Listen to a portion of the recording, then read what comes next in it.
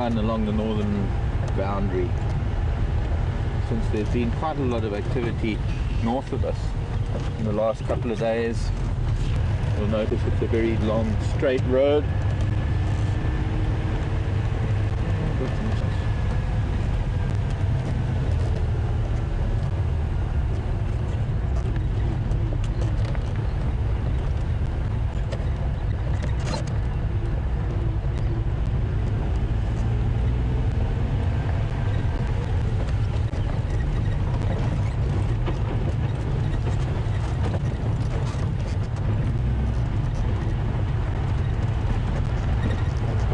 That actually would have been the northern boundary of the Sabi Sand at one stage.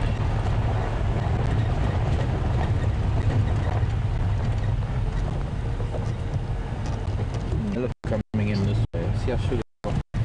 I'm always torn where I'm going to stop, because there were tracks of elephants towards, I suppose, the western edge of where it would be, and that would be heading south down towards them.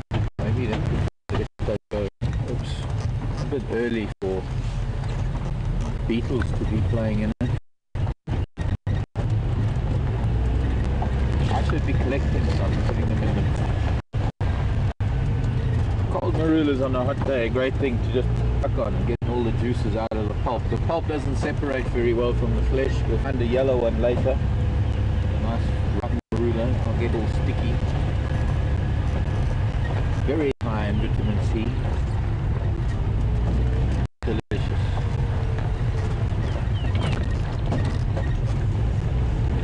Of course, they're very thick, leathery sort of skin to the marula fruit, so picking them up off the ground is not a problem. If they're recently fallen, they do tend to bruise very easily.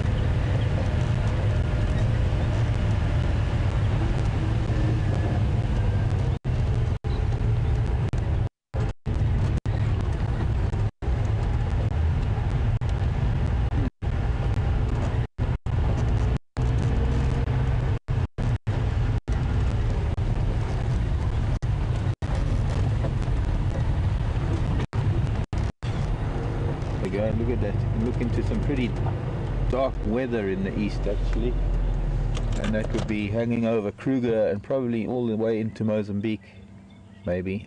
I'd like to see a satellite map of that. Elephant came across there.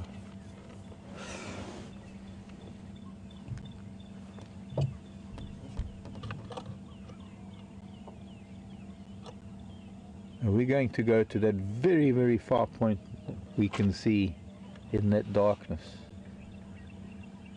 But it'll be sunshine by the time we get there. That is the cheetah cut line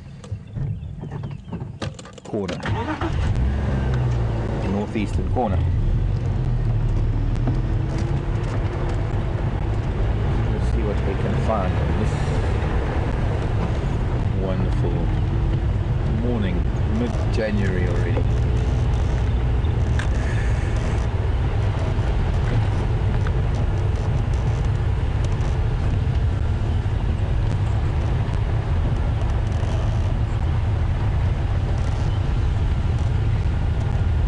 To recap, there were, I think, 2 groups of lion on Buffalo's Hook yesterday. We know they were the Nkuhumas. Scott was lucky to go and get to see them. And just before sunset there was some other lion calling. Snake track across the road. There was also Kanyeni, who I last saw as a very small cub. She was with her 2 youngsters near Buffalo's Hook Dam. There was a report of wild dog up there as well. They move over such large areas. I'm hoping that they might have come trotting to the south. But it'll give us a fairly good idea what has moved north and south, and we'll be able to tell you as we're going along. So far, it's been hippo walking along the road. I've seen there now tortoise, and that looks like baby hippo. Must be. There's mom hippo, and here's baby hippo now. See if we can see that. see the photos quite clearly. Can you see that? Very, very clearly. Very clearly? Yeah. Which one are you on? The one facing that way? Got a group of them. That's baby hippo. Probably a little bit bigger than my hand. I'd say maybe... Actually, let me show you. Let me put my hand on it. Look at tracks for a minute. Tell me also, Jonathan, if you can hear me talking when I'm there. Okay. I might have to speak up. This one. Yep.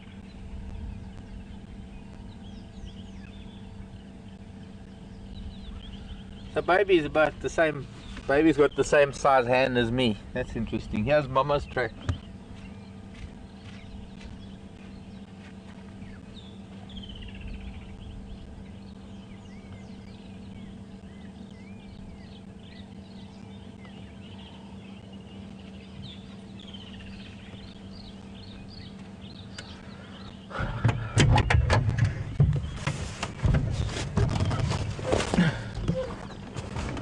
They must have crossed over. Oh, I'm sitting on Mum earpiece.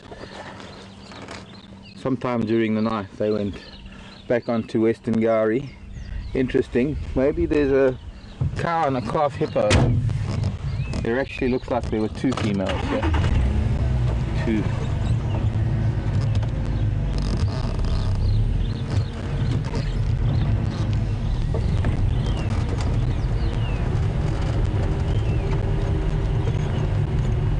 Moving quite fast across the eastern sky, north to south. Looks like these hippo were grazing quite a lot around here.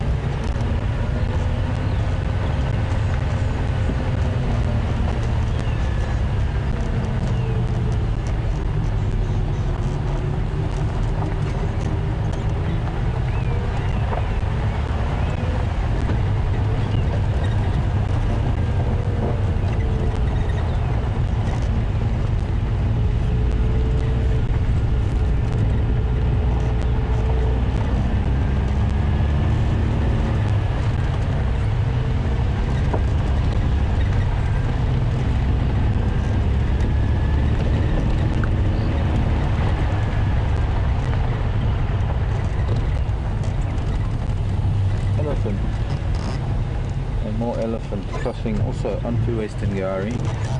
That looks like it would have been late yesterday, maybe during the night. Tracks are already somewhat worn. There's been a little bit of wind. The age of tracks varies according to the amount of weathering it takes, whether it's windy or whether it's raining. And even then there's a difference between the wind that blows in winter and the wind that blows in summer, not necessarily because of the direction, but because of the debris that it carries with it. Why are these crinias or fasciculars making a racket? Could be a mongoose in the grass,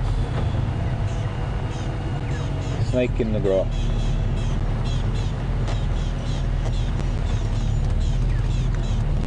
Grass is too long to see either. Maybe it's a mongoose and a snake. Can't even see the testiculars. I can see on a big stuff there. The back of it. Yes, basically. Oh. Well, there's a brief glimpse. Sorry, yeah, no, I popped the clutch for some reason. Okay.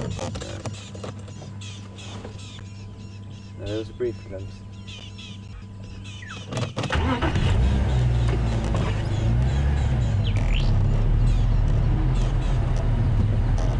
They don't tend to point when they're calling like that. They just sit and they shout in all directions.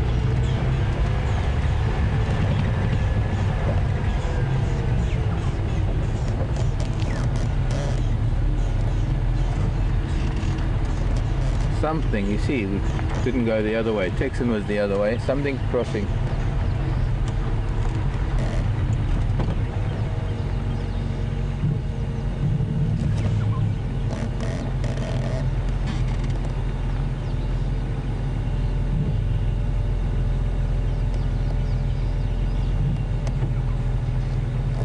Eastern side of Sydney's dam. So there's something back there that Texan is talking about.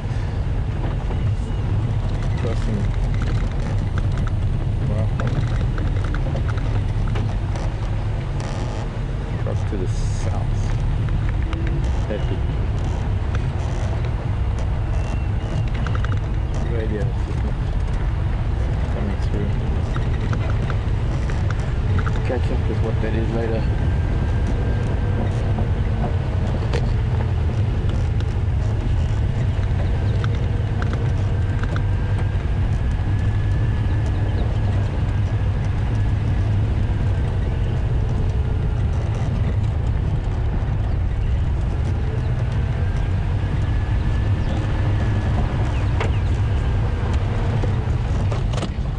Let's see if this is going to work. Go ahead, yours. I'm heading on Buffalo's a cut line heading east. Just looking for.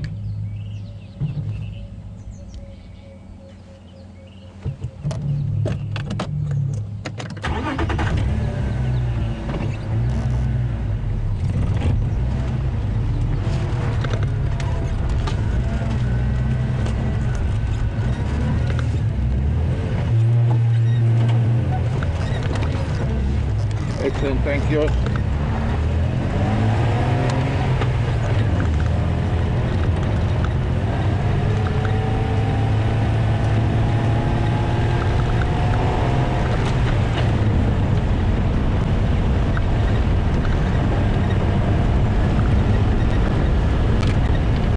Sorry, I had to turn your volume down. There was important stuff on the radio.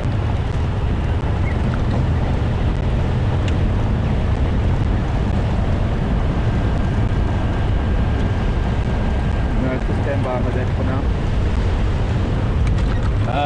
Okay, so it's something I've sensed a little bit of excitement in Texan's voice. There's a lion fight going on at the moment. It seems that the Birminghams and Matimbas have met up, and well, let's see, we're gonna have to step on it a bit. We might not get to see them. There's evidently a lion running all over the place. So, trying to get as far southwest as I can.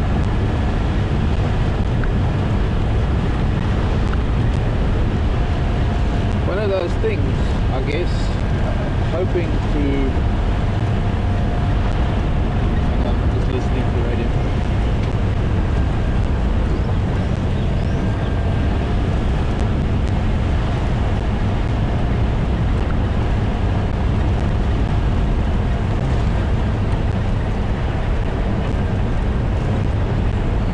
So it sounds like they were east of Sydney's dam. Down the bottom of it, which is just ahead of us, is where the dam is. They've been running to the south.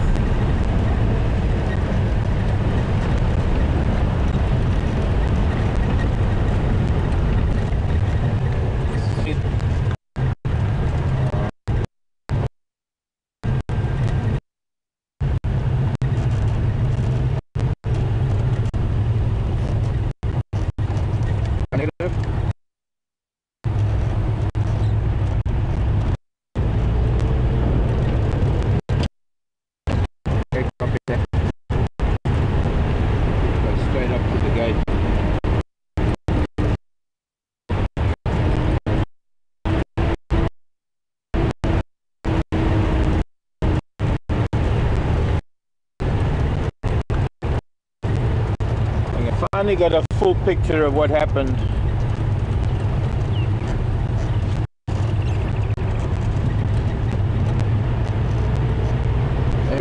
There's so much going on the radio, so I know you're waiting for information, but I'm just trying to. I'm going to have to switch. I'm going to have to switch the radio off to be able to talk to you.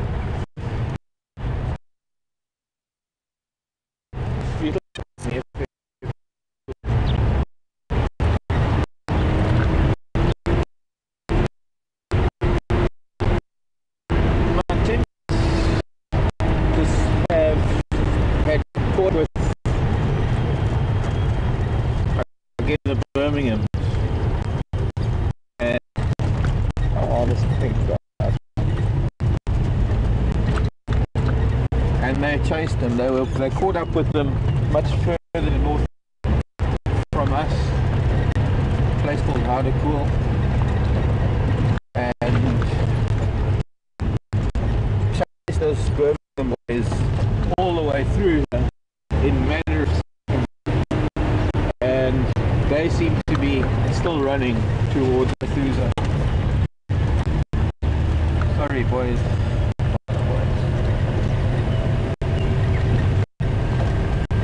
But the Matindas are there somewhere. They've calmed down over there.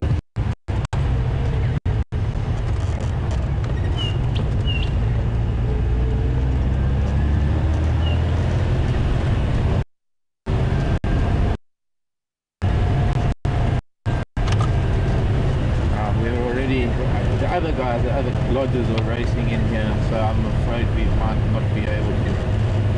Text.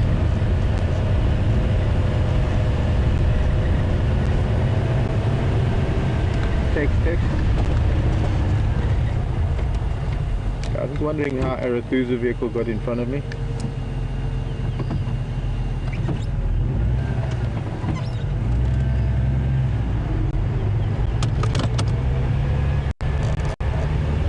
Copy, thanks.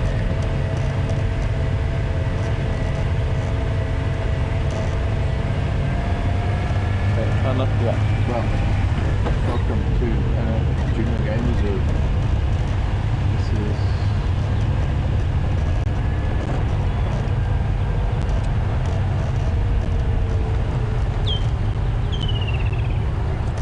it would be nice to get to Triple M.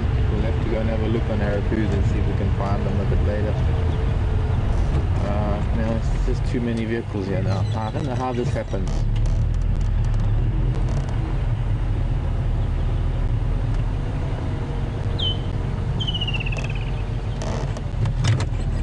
I'm seeing 3 vehicles there already.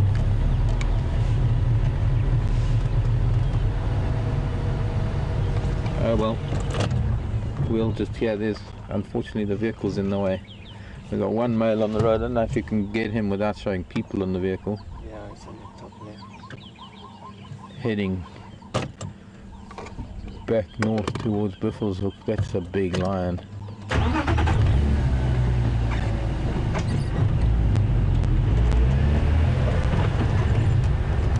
So obviously not, there's another one coming, I can see.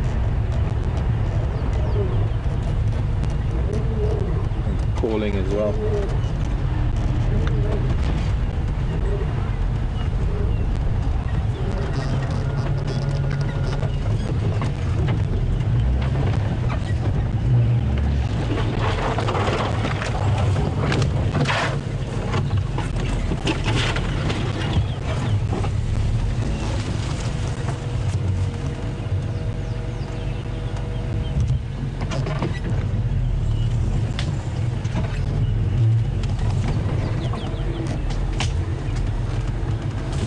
Yeah, one of the males here next to us.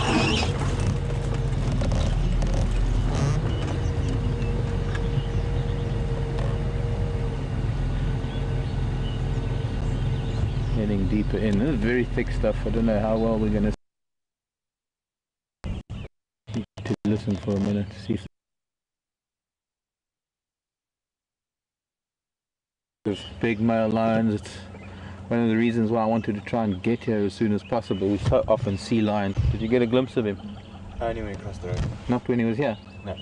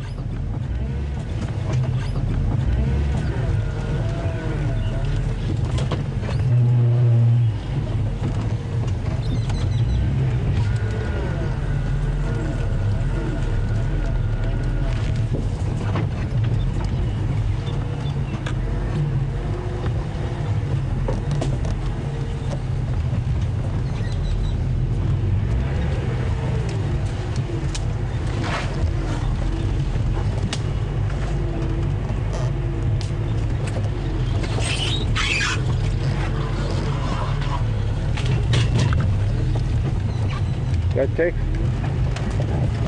Oh, is it in the Selati where that one went?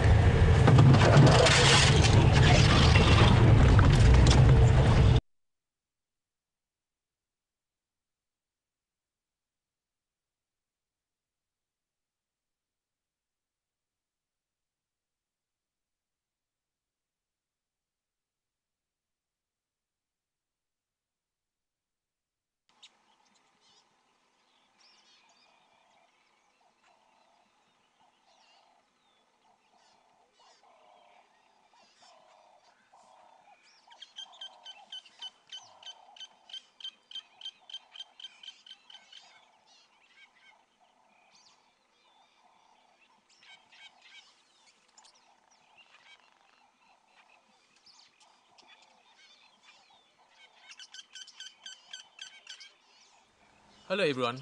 Being out in the bush and being out there live has its technical challenges. We're experiencing some of that now and are working on it as fast as possible to get it sorted and get you back in the vehicle with us.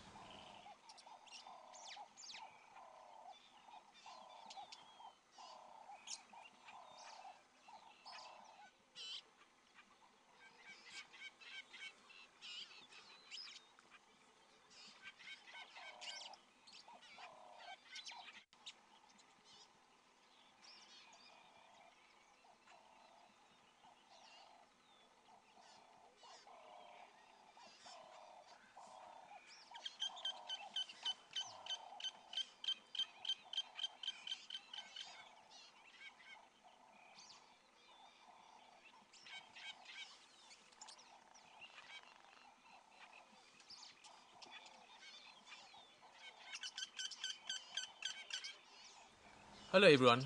Being out in the bush and being out there live has its technical challenges. We're experiencing some of that now and are working on it as fast as possible to get it sorted and get you back in the vehicle with us.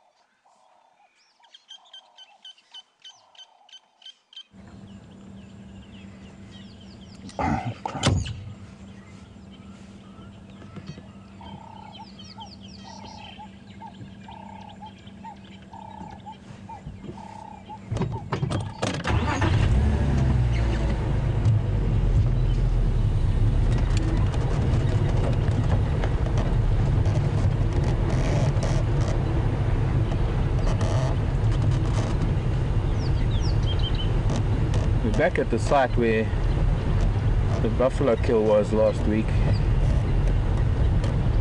and well, these timbers didn't, I guess they're alright. We're gonna have to take the camera off of them until we get past these vehicles, I'm afraid, because we're just not really allowed to show these vehicles. So these boys wouldn't have known about this kill, but they're certainly smelling it, and they're probably smelling a lot of the timbers. Probably smelling a lot of things. Morning. Thank you very much. Morning. Thank you, George. Bye for them yourself.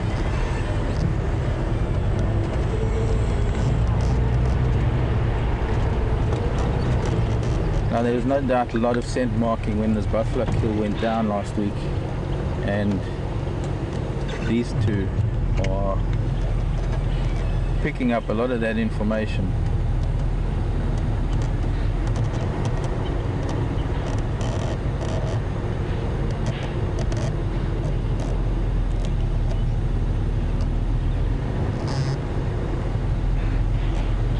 Impala, seeing them now. Impala just keeping their distance.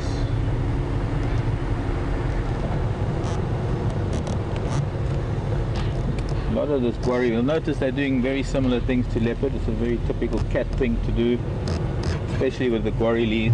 they persist for a long time.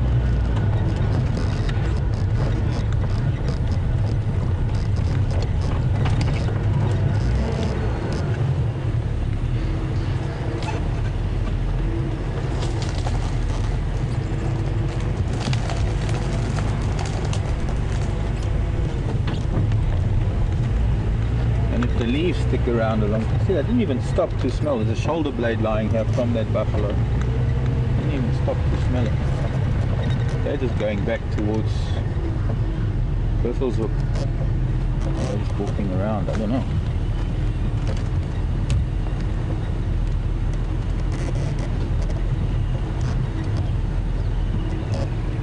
And it's getting so thick here too. I don't know how much we're going to be able to get in here. There are a couple of pans quite deep in here. We've never been able to get beyond those particular pans.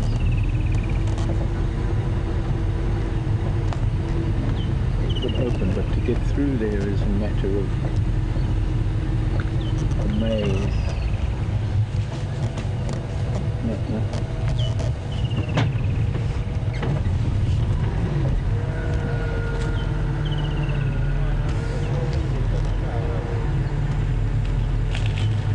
Maybe around there.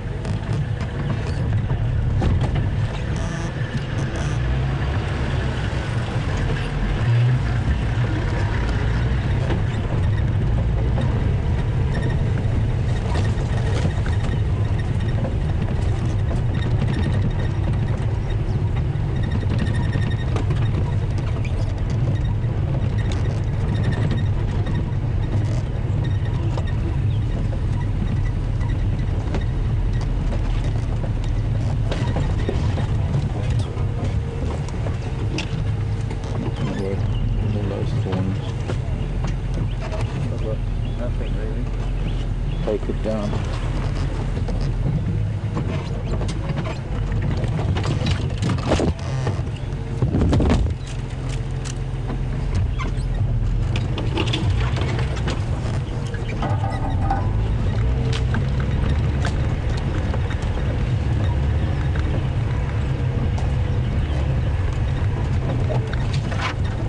Now we're going to have to go around. Maybe we'll get them going back onto Buffalo's Hook.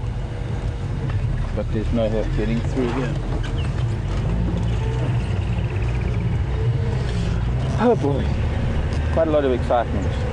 Two giant Matimbas chasing those Birminghams. I guess those Birminghams must have been really scared because these are two big boys. I mean, these are past their age.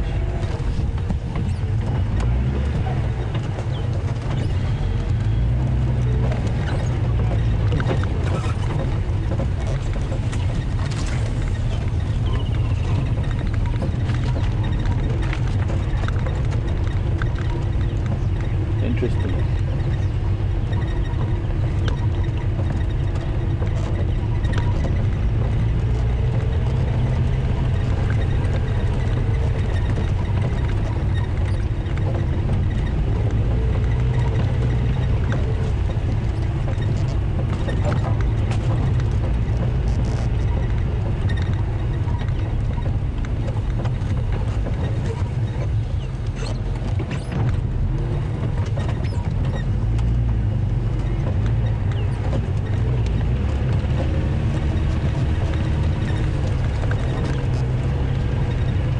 So just to recap for those of you maybe joining us a little bit late, there was a bit of a skirmish this morning between these two Matimba lions and I believe maybe 3 of the Birmingham boys, and they can smell elephant as well. Elephant and mouse. I don't think we're going to catch. They were walking, they're on such a mission, these boys. Looks like we might have lost them. Trying to get through here is impossible. We'll have to go around. So, this happened all on Buffalo's Hook, and these two Matimbas chased the 3 Birmingham males all the way here onto, from Buffalo's Hook, all the way here onto Western Gowrie.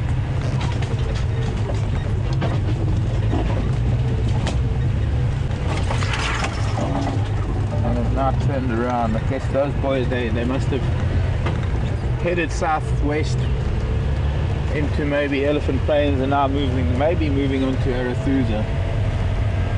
There is a pan in here, I don't know, we'll give that a miss maybe. We'll just head a little bit further. They were coming back up towards Bifflewood, so we might be able to see them coming out further on. I don't think anybody got hurt. I think maybe it was just a scuffle, and of course with these big males, those youngsters would have just turned tail and ran. I think the big boy is making a point of chasing them far enough to give them the message. And there's a good chance that those Birmingham line are not going to be coming back up this far north for a while.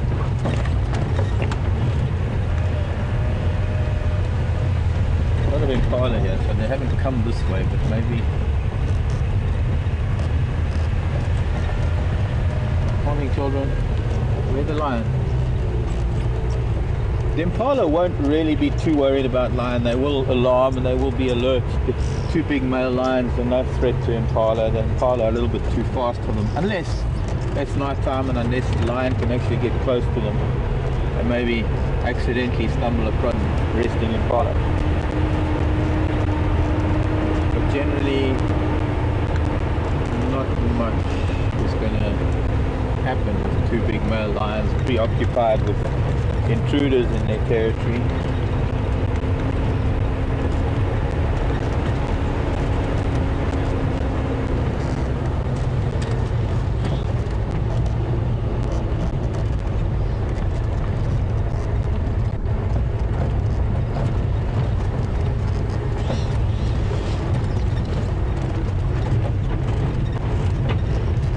Yeah, something there.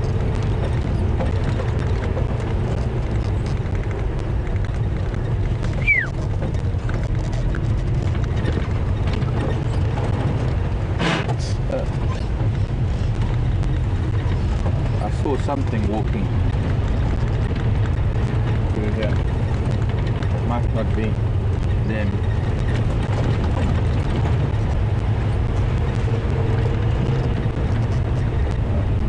Maybe it's yours. No. It's yours. Not yet. Okay. Everybody had the same idea.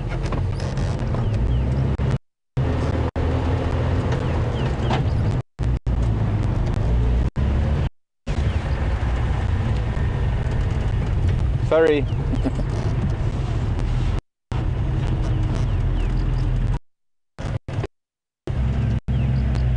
Best thing is to watch those impala maybe. But there are, I don't know why, if there are vehicles there, so I'm going to have to leave.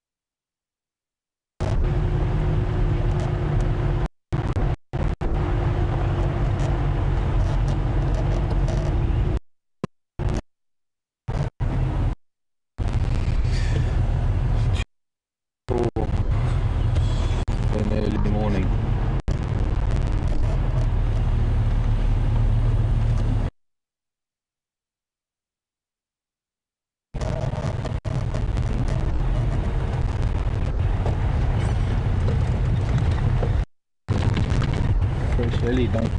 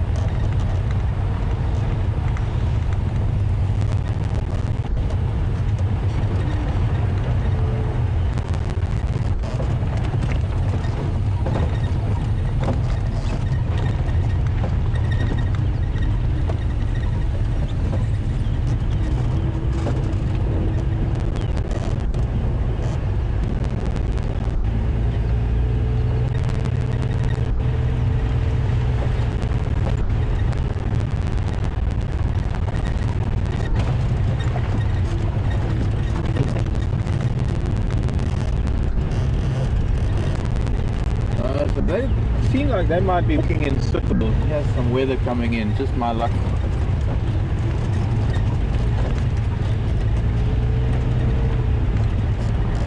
They might be back at Sandy Patch. Hey, pulling.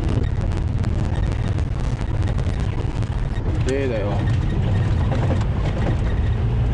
And they're calling. So we can just get into a position and watch them approach.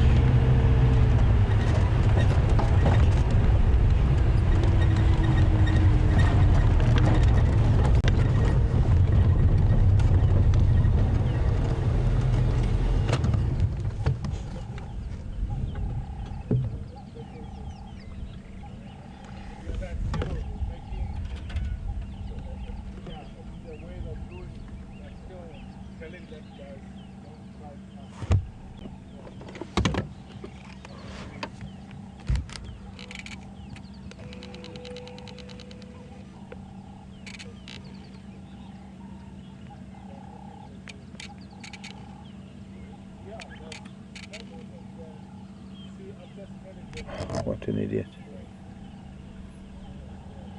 Roy, really?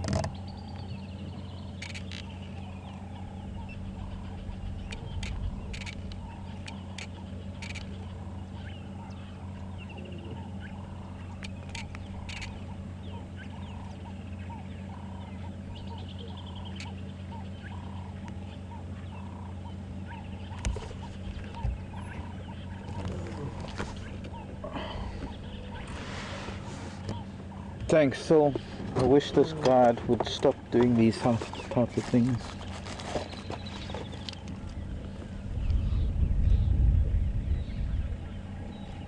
Two canines on that line, the one that's approaching us now. Still just mentioning that these might be Selatis.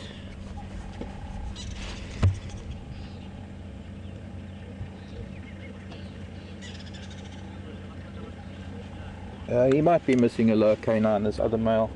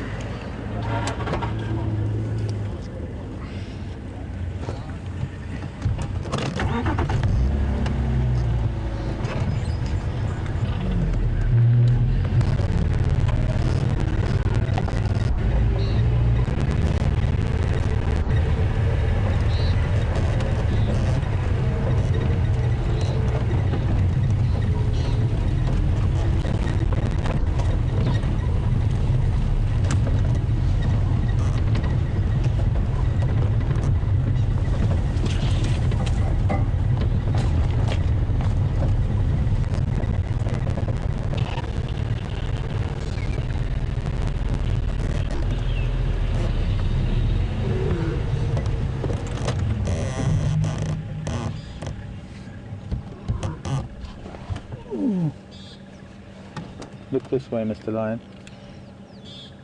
Here.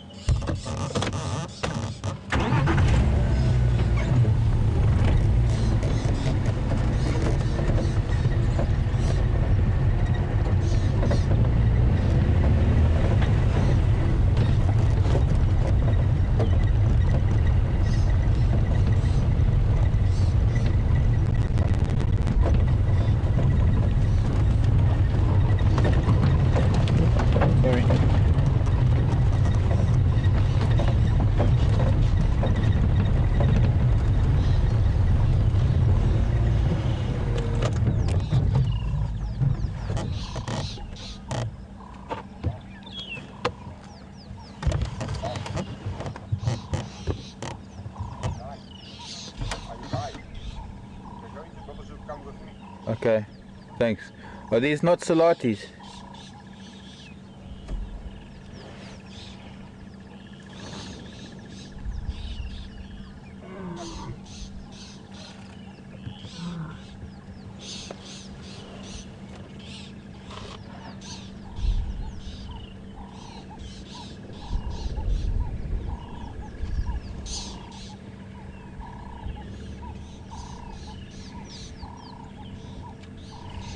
Okay, maybe we'll catch the other one coming this way as well. And because of their demeanor at the moment, panting, very attentive, very alert, he will have his mouth open. We'll get to see if he's missing a lower canine. If he comes through this way as well, I'm sure he'll follow his brother.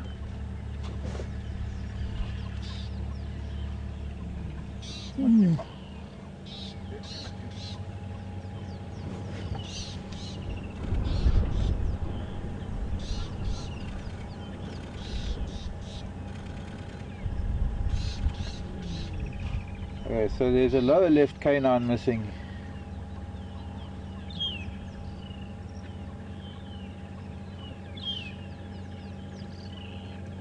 Broken, not really missing, or missing or broken. Should have been photographing, but I was looking with binoculars. These are big lion. He's a really, really big lion.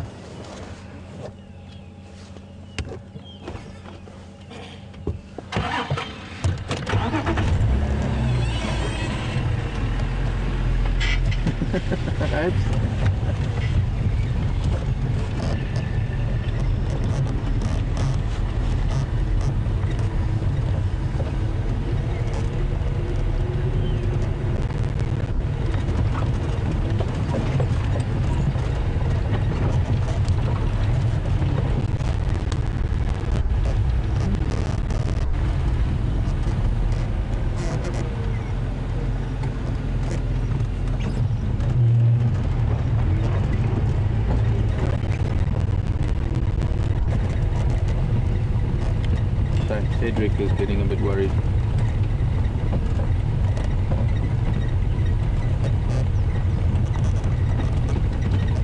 Right, we're just going to stand back. It seems that there are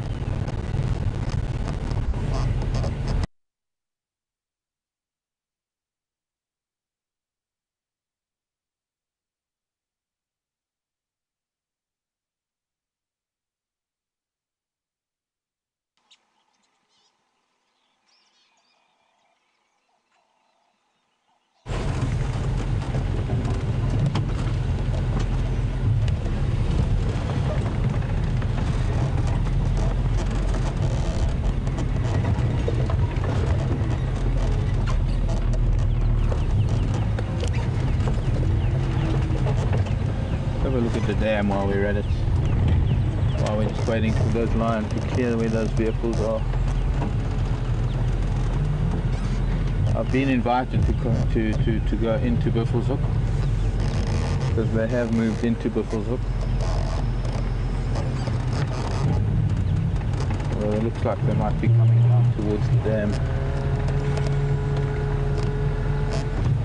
but I think we're going to have to leave as much as we would like to.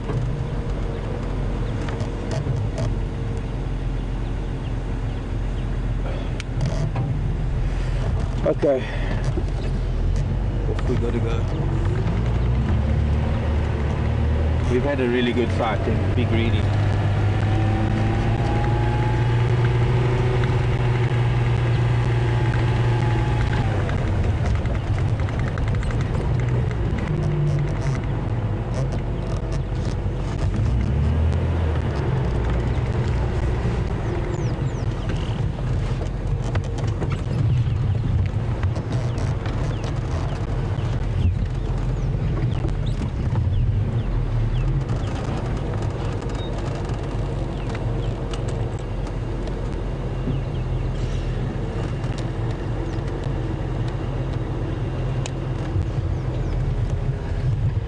So it's going to make way because Cedric's coming in.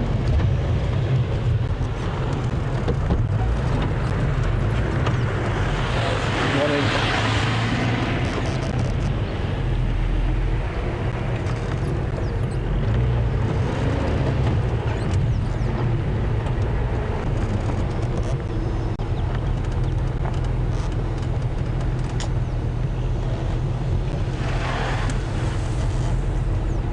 Morning, Jenny. Virginia and Kentucky. Will the missing tooth affect the lion's hunting? No, not at all.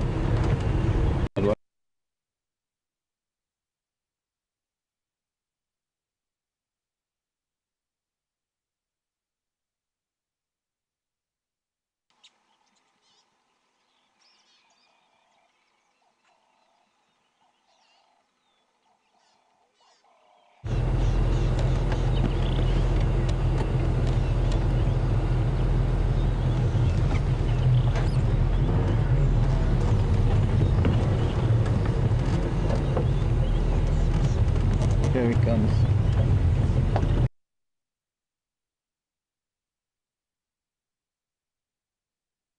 Your idea of things, if you can tell me.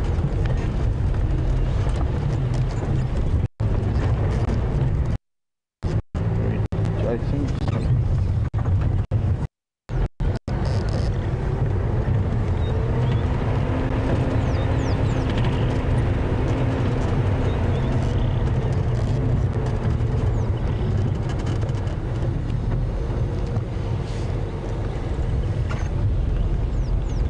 He's walking more through the tree line.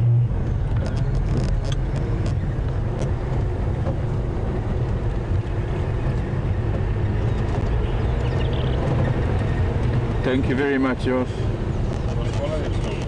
Am I allowed to be here? Yeah, but I'm the only guy in Beverzoek now. Isn't Sydney here? No, but he's not here. So you're welcome to come join me. Thank you very much. As long as I got signal, it'll be great. Yeah, we just you didn't tell him that you're in Beverzoek. No, we're on the top end of Juma. Yeah. So if you're with me, it's fine.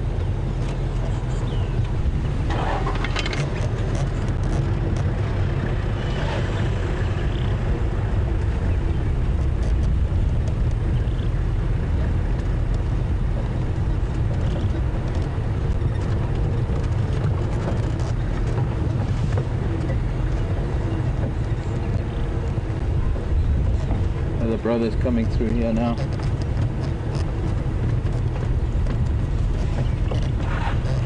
Virginia and Kentucky. A broken canine would have probably affected his eating, would have affected him for a while, because would have, judging, I didn't really get a good look. No, he looks like he's a little bit shyer than the other one. He's sort of sticking to the edge of the guari thickets rather than coming out in the open. And I saw him from the right hand side. It was quite hard to see the lower left canine from the right hand side, but there he's coming through now. He might give us a look. And his tongue is hanging out over it, but it looked like it was possibly, depending on where it broke, but I think as low as it would have certainly been an exposed nerve, so he would have maybe had difficulty feeding.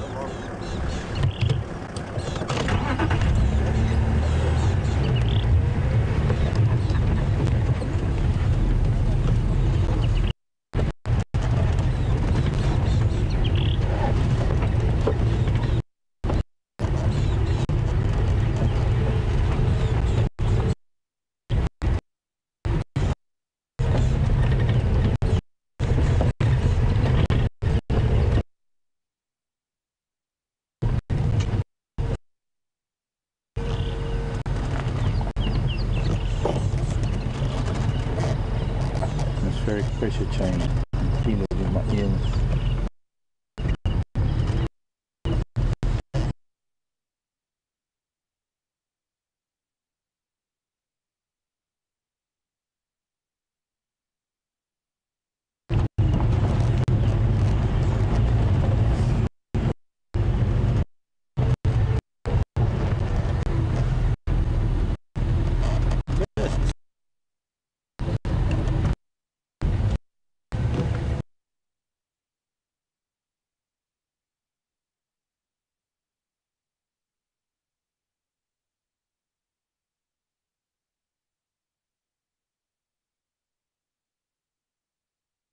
So we need to find our way through there as well.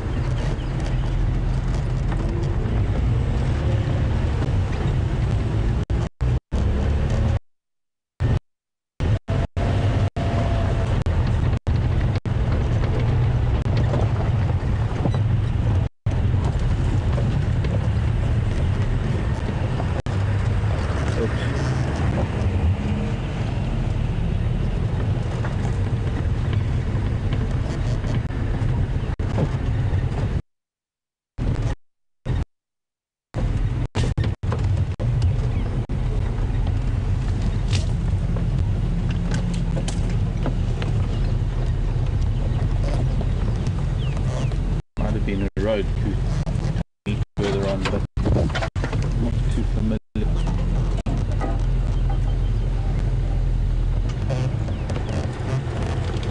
Hippo in the background.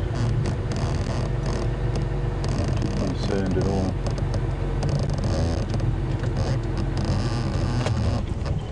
Okay, now other male is laid down again.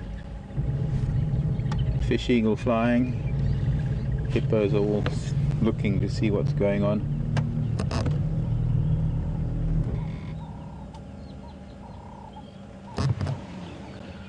And from there you can just drop straight down to that one through the gap.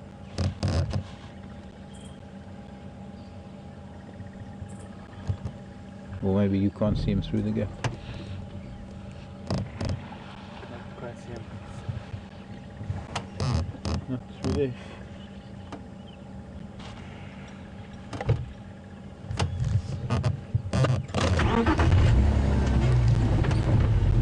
Let's see, maybe this one. See, these geese 2, 4, 6.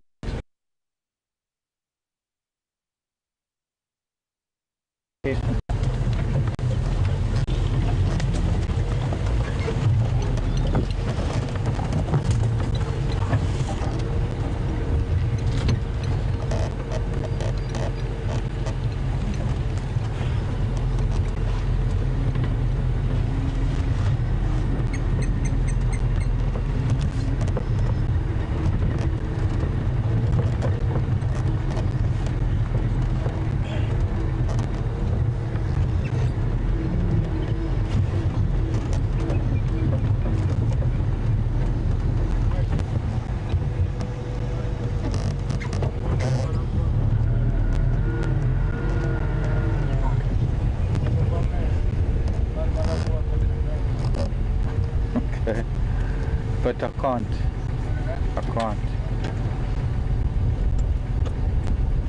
It's not Selati.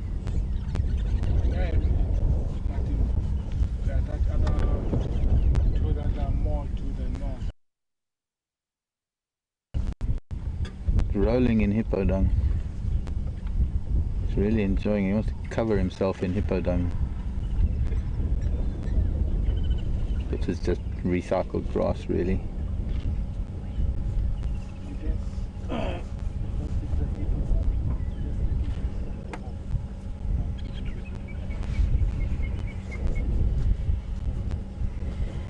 Pretty dry stuff, so it doesn't really change much other than masking his scent a little bit.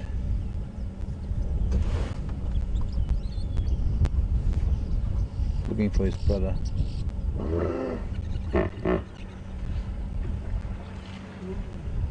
What I want to do is I want to try and get a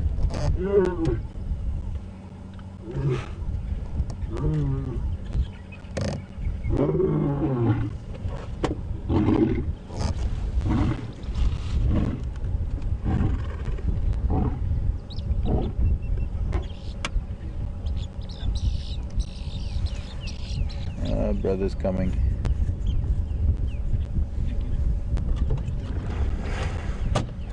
Is that kingfisher?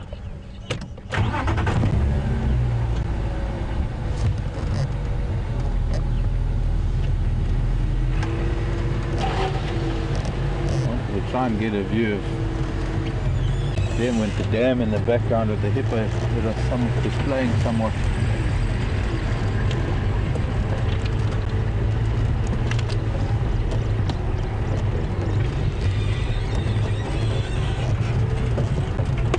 We can still do that.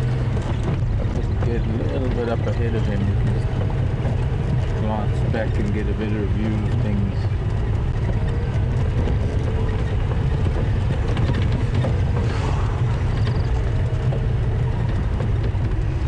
Greater perspective.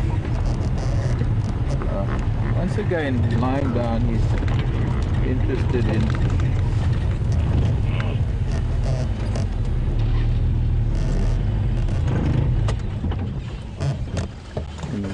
get it with the hippos in the background. There we go.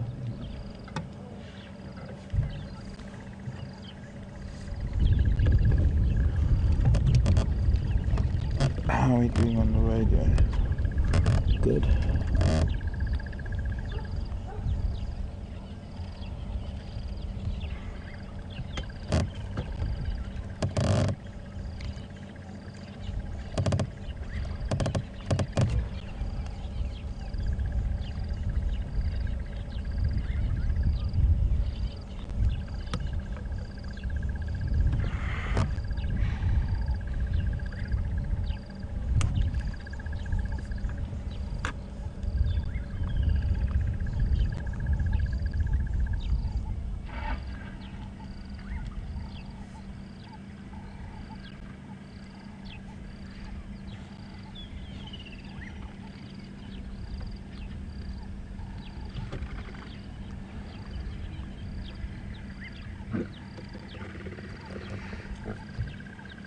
A staring contest, hippo with lion.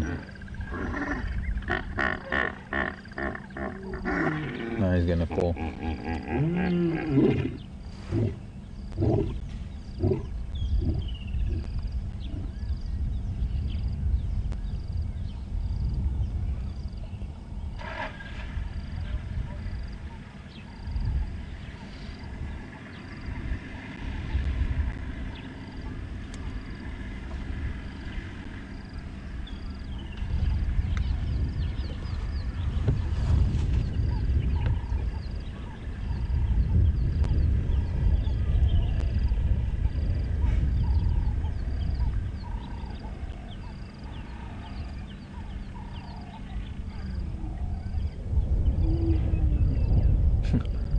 Looking for his brother, and his brother's not even answering.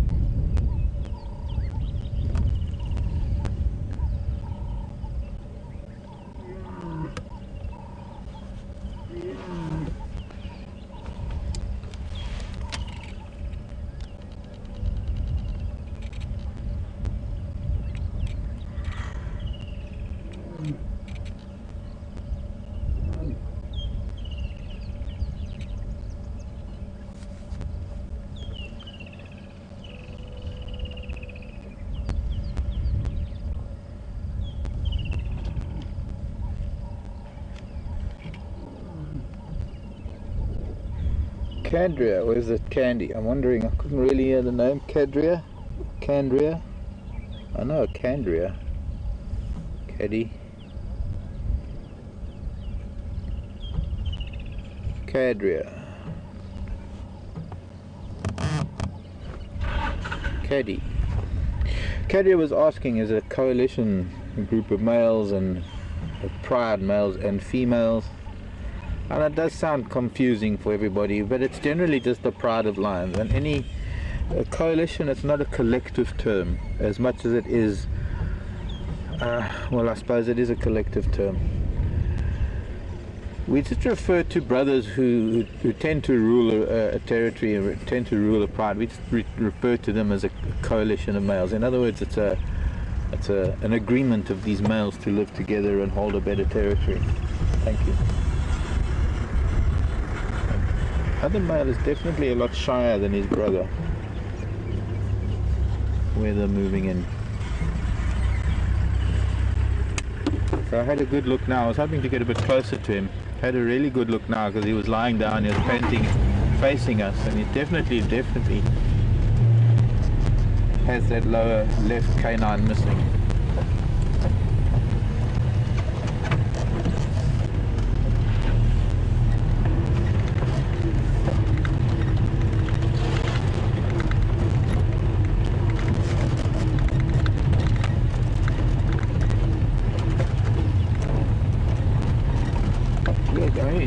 I guess it's just another term for a brotherhood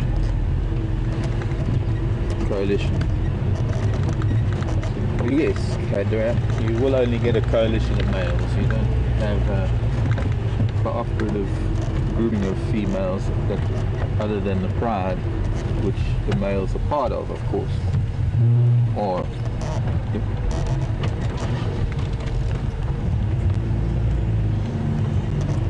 get a glimpse through this gap here.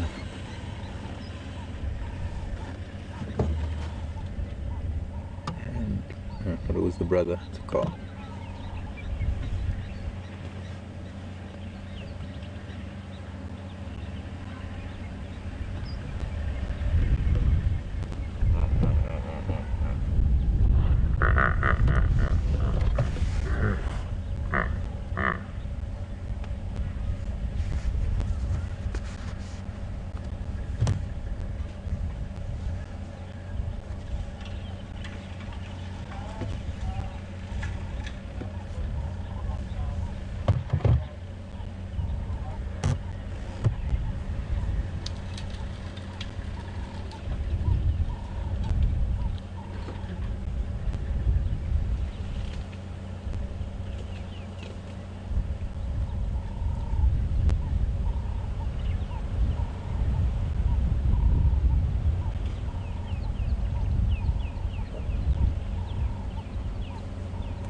Morning, Phil in Michigan. Are these two full-grown lion, and how well will they grow anymore, and how much do they weigh? Well, Phil, very difficult to tell you how much they weigh. I would guess probably in the region of maybe 250 odd kilograms. Heaviest male I think on record's about 300 kilograms, and these are pretty big males, so I'm sure, I guess kind of difficult. I've never been really that fond of guessing weights and ages. I can't even do it with humans, let alone lion. But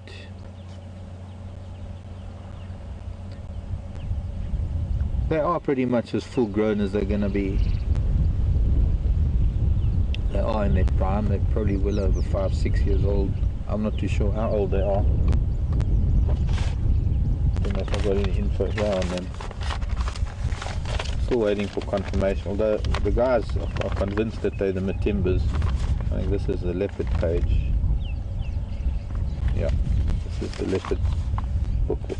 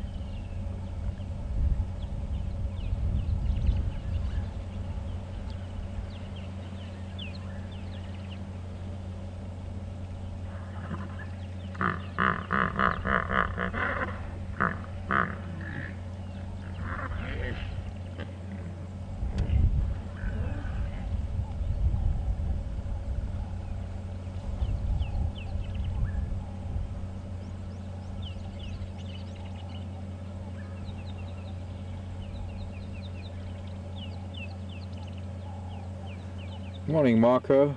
Going over to New Jersey. Wanting to know if those Birminghams will eventually overthrow these Matimbas.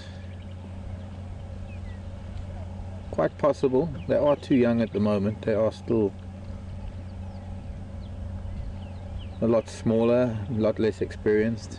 But there will be a time, if they do manage to hold on to their number,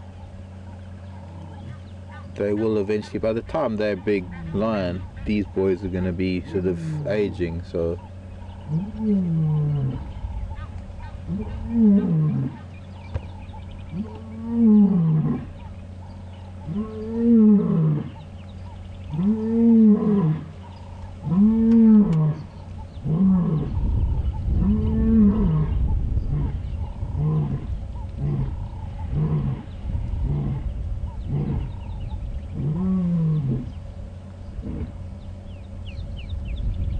interesting that his brother isn't much participating in this vocalizing.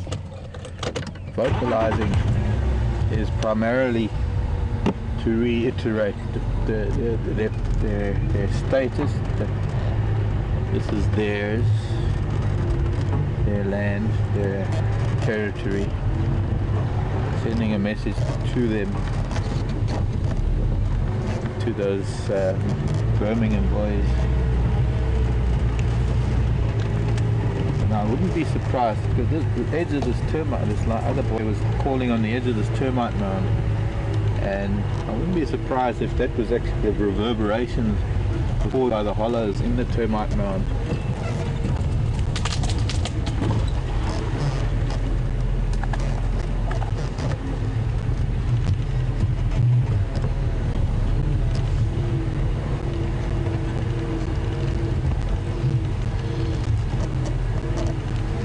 Like to get closer to him while he's calling like that. Starting to drizzle a little bit, seems this weather's moved in.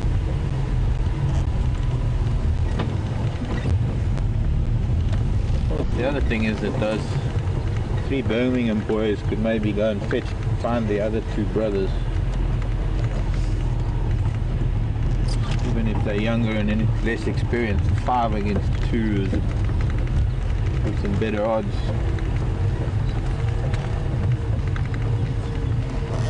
Lupia here.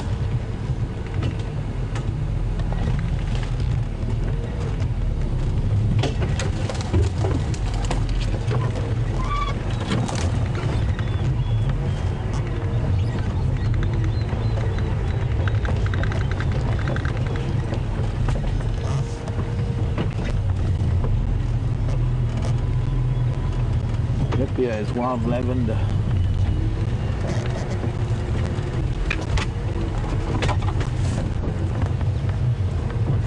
Clear there? Clean? Now, if he will call now, that would be great.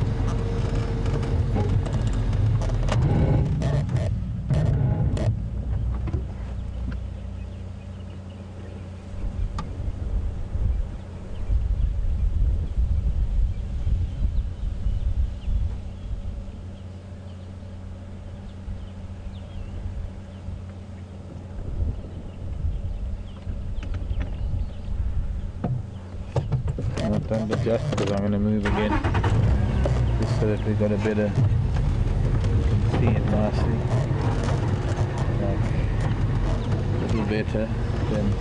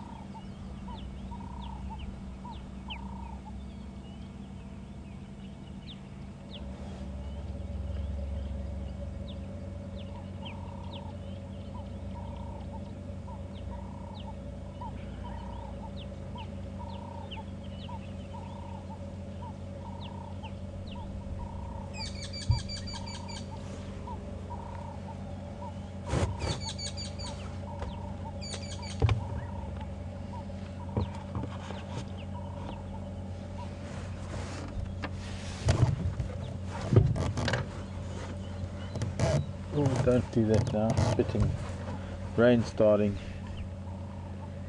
rain's coming, getting harder.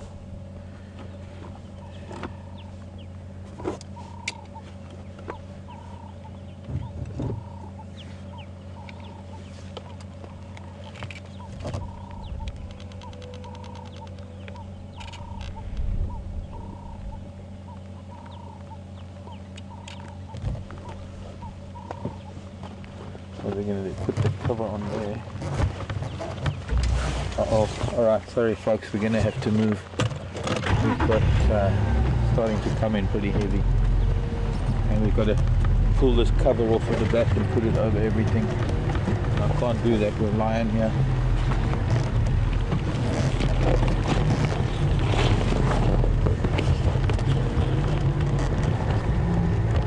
I don't know if it's going to last long. Is it be okay to just cover the camera, or do we need to cover? I think it's fine if we just cover the camera for now. Stopping already. Okay, never mind. Don't know what this weather's going to do. I'll just cover everything with my jacket.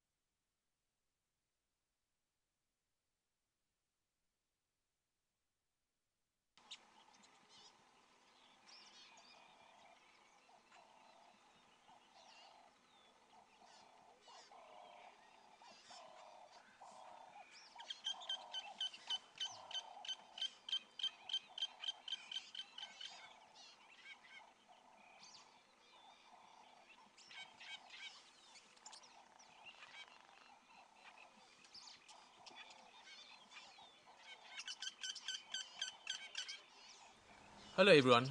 Being out in the bush and being out there live has its technical challenges. We're experiencing some of that now and are working on it as fast as possible to get it sorted and get you back on the vehicle with us.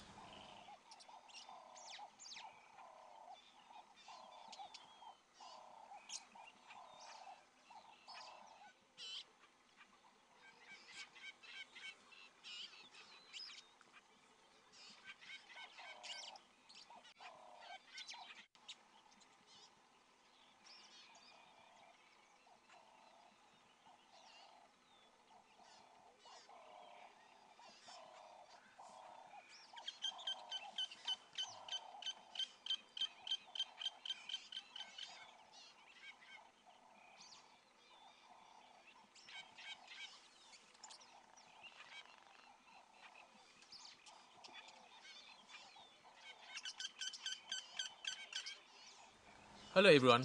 Being out in the bush and being out there live has its technical challenges. We're experiencing some of that now and are working on it as fast as possible to get it sorted and get you back on the vehicle with us.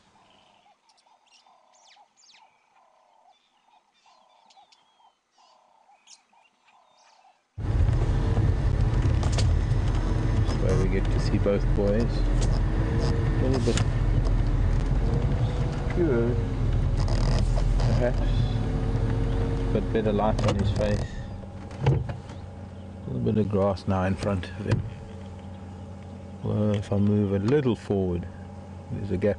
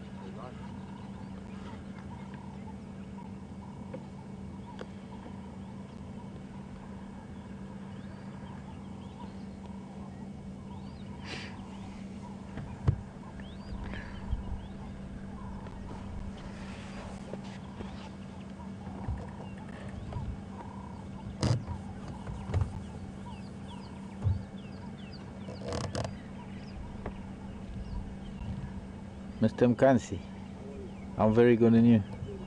Nice to see you for a long time. Okay, let's see if we can keep up with him a bit.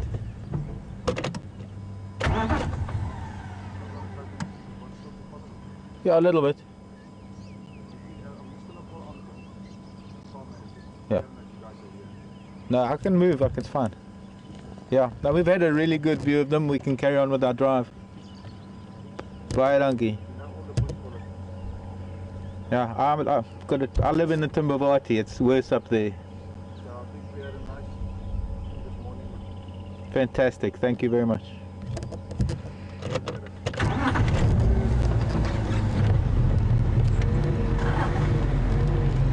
Can't overstay. You're welcome.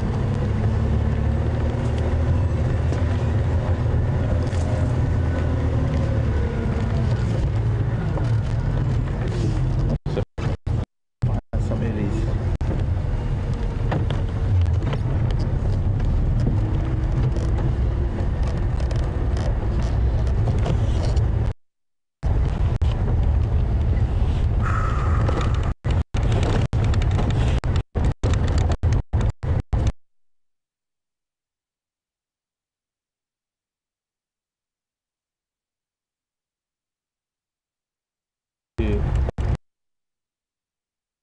One thing that's hard to beat might be those three Birmingham.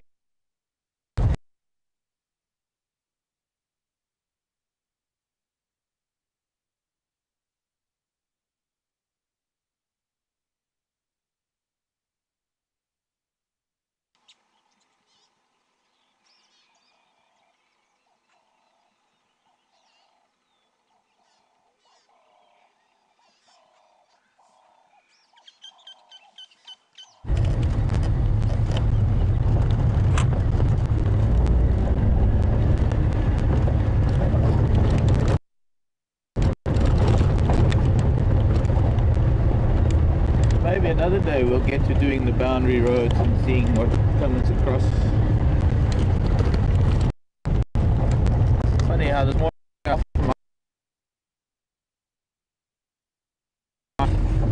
seeing, I believe it was very quick though. I believe it was a brief presentation.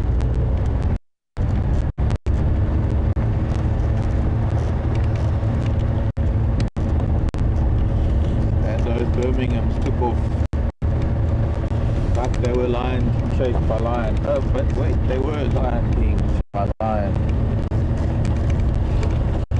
Temperature change and a weather change. I felt that earlier in driving. I did a temperature change happened. And this low pressure system was out far to the east earlier, being north, but now somehow the whole front come up.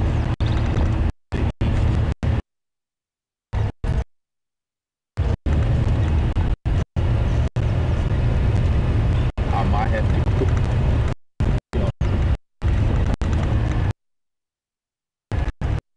So the pace is now going to slow down a little bit. Still you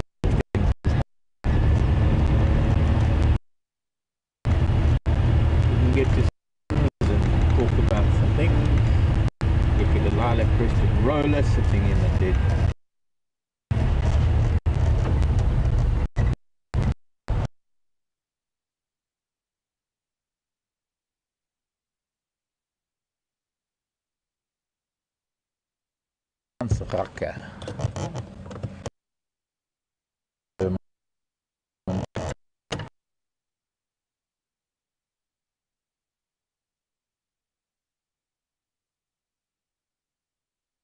Double Schwanz out here.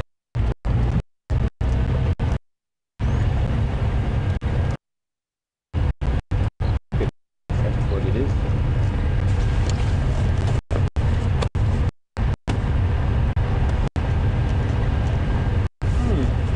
Excellent. Maybe Jason got some of that. Did you get some of that? Got some of that. After I wiped out your card. After you wiped my card. What was on your card before I wiped it? The back line. Line trotting and then a bit of Liberty message. Oh, no. Didn't know about the leopard. I thought it was just the lion from today. Which leopard? The twins. The twins? The cubs. The cubs. All that footage of the cubs gone. Because I was impatient.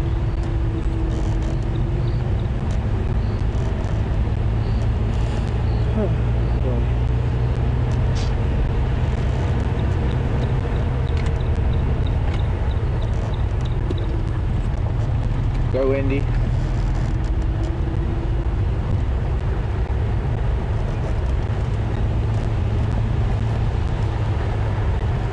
Sorry about that. I guess that was from the excitement. Wasn't intentional.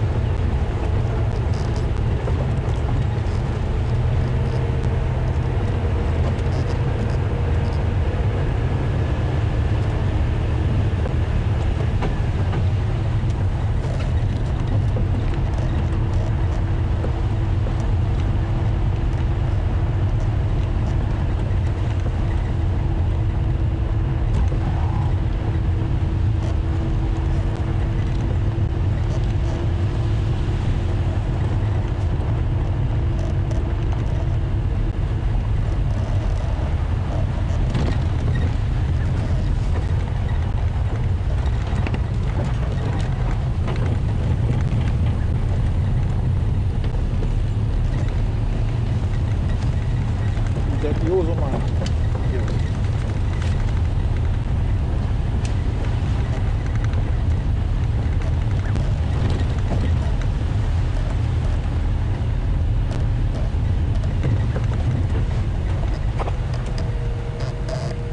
How does that work now?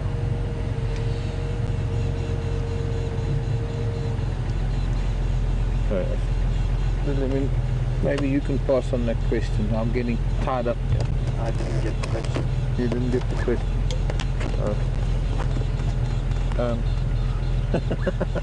That's funny.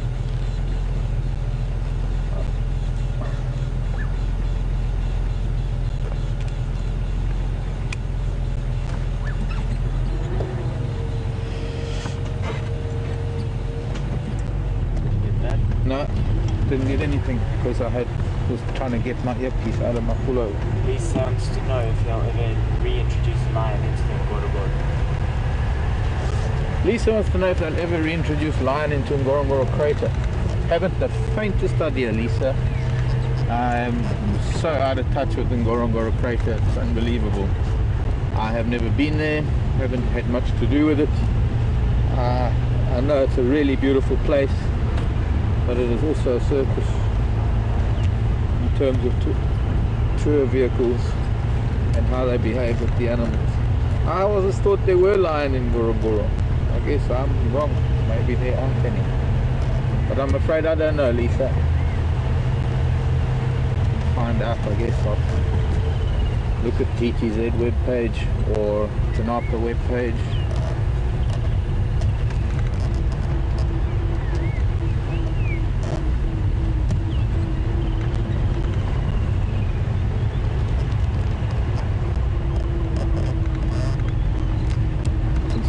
Get Bluetooth earpieces because I get so tied up with this concertina cord, with this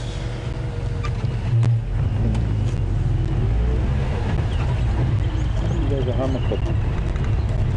These flying stuff.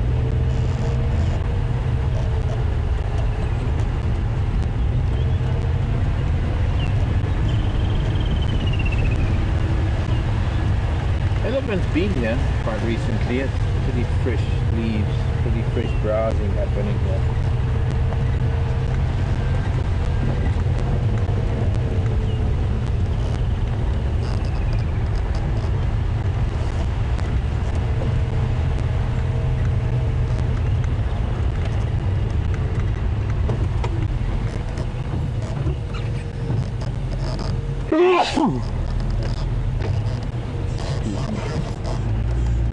Hello Dave in Toronto.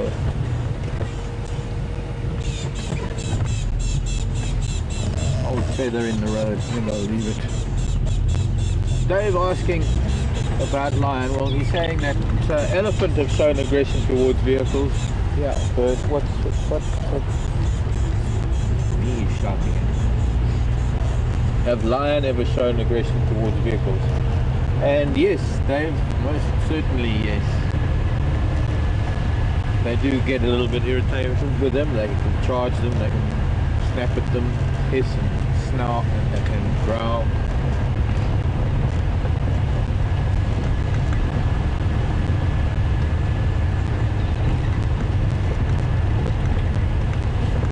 Seems though that these boys are preoccupied with other things. The one male, the one that's got the broken canine, seems to be a lot more nervous around the vehicles. He's not very comfortable.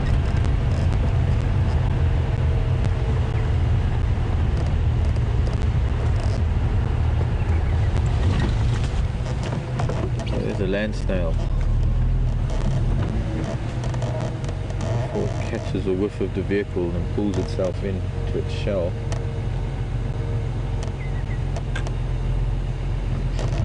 Wait until it crosses the road. Probably about 6 inches long. Hello, Akatina.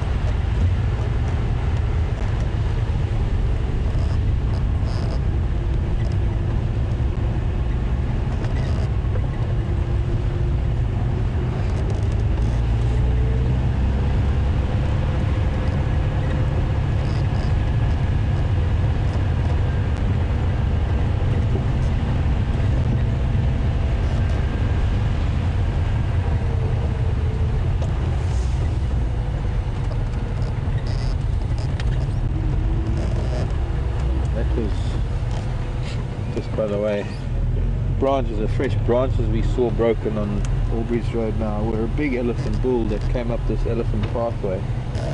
Tracks are quite fresh. He must have come up this pathway, crossed onto Buffelshoek.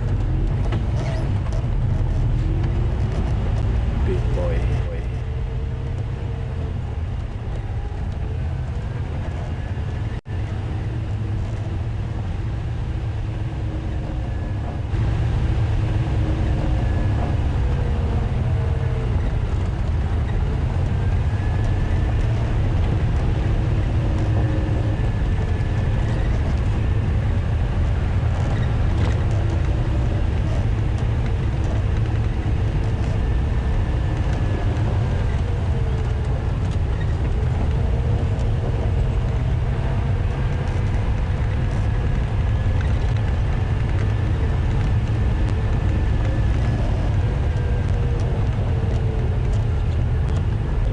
Strange question from Utah. Morning, Ryan.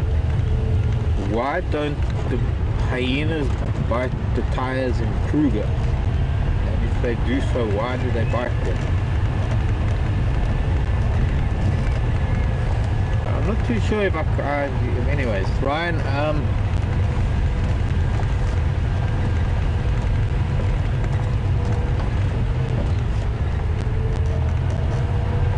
hyena will bite pretty much anything, and I suppose there's something in rubber that hyenas are interested in. I've had young hyena chewing on my tires quite often in the Timbavati.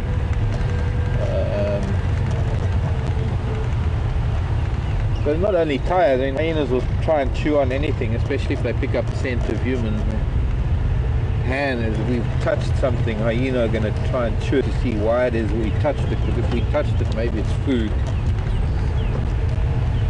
Maybe they can get something out of it. Hyena just chew things. It's in their nature. They have these jaws that are capable of breaking through bone. I'm not too sure what, I mean, in Kruger most of the vehicles are in camps at night, so they're closed up and there aren't really any hyena in the camps. And I guess there might be times when early in the morning, late in the afternoon, when vehicles are heading out to do game drive or coming back in, that they might chance upon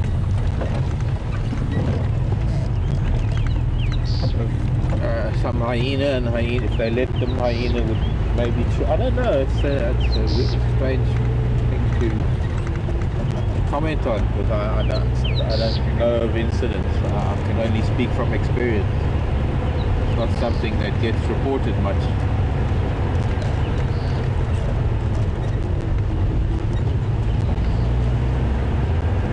I've had a hire car many years ago that got stuck, well, got left rather, in the middle of the Sabi sand, and hyena found it, and they chewed just about everything that they could find on it, from the rear view mirrors, the bumpers, even the little spray nozzles on the windshield, the back windshield, the windshield wiper on the back windshield, the little plastic hubcaps. Of course, it was quite a modern, very entry-level little vehicle, and so everything was plastic. Little blue City Golf.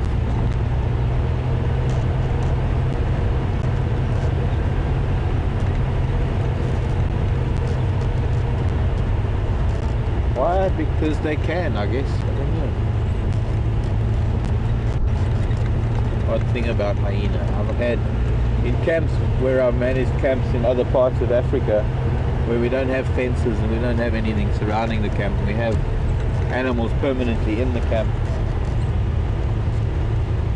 and hyena that come through at night. Often after dinner, if people sit in the chairs around the fire and they've been eating things with their hands, the hyena chew the handles or the arms of the chairs because people have touched there with hands that have touched food, and hyenas smell it and they want to investigate, see whether there is anything to be gleaned from it.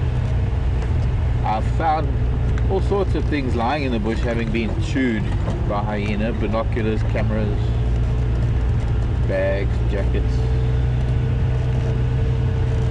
anything they can find, they will just chew on and see what it is.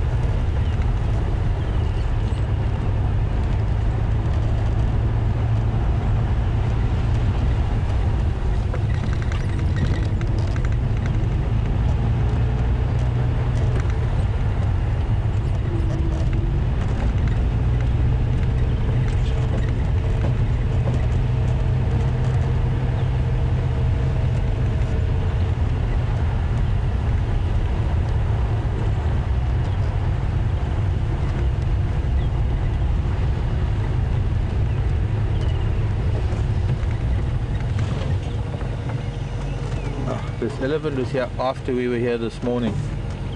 This must be that big boy that we saw crossing the road. The tracks crossing the road now. See, we came in this way this morning and there's been a big elephant bull here since we were here this morning. Oh, on the other hand, there might well be another one because it looks like he's actually heading south.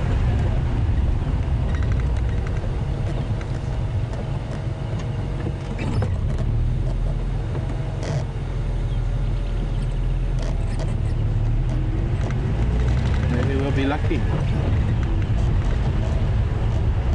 Been a bit of wind on the track and there've been doves walking on top of his tracks.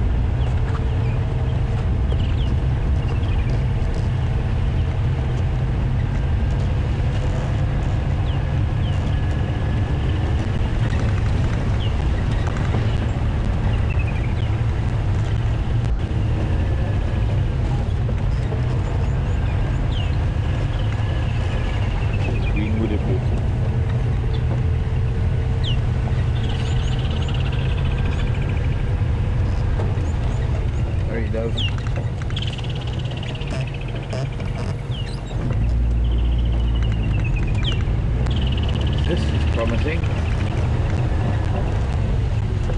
As long as he's still walking on the road for some distance.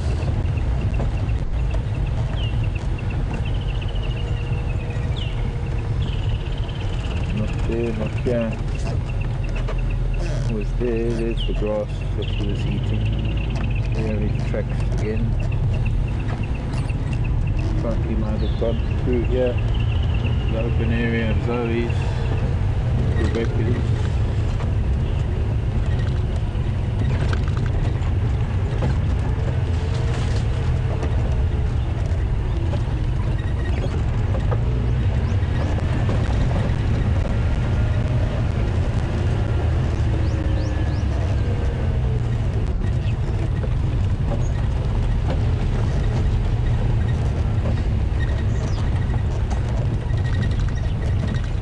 Baby elephants. Tiny little elephants. Track. Yeah. Not as fresh as this bull though. It looks like the bull went that way. Into here. Well, we're going to have to do some riding around and looking. There could be a herd of elephants somewhere in this block to the right.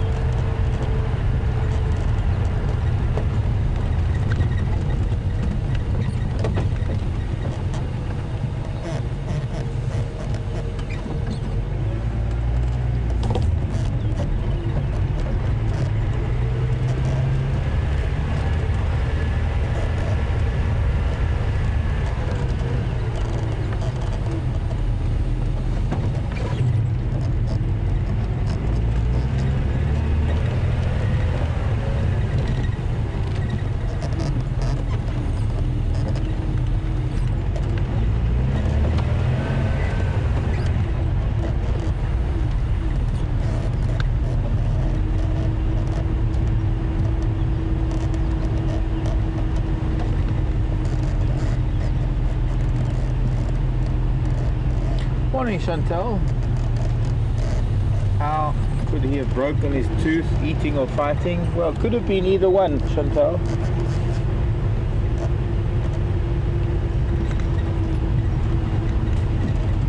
Pretty much those are the only two things that, as far as I can think of, only two things that it could have, well, killing maybe. Eating, fighting and killing. Maybe getting a hoof in the jaw, or trying to grab a buffalo and getting hit by the horn. So I guess it's three things, Chantal. Could be eating, fighting or killing.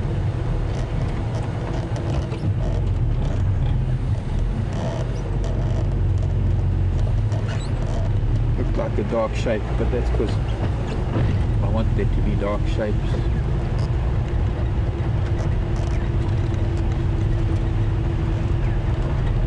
Now I could just send up a drone and the drone would find the ellies and then I'd know where they are.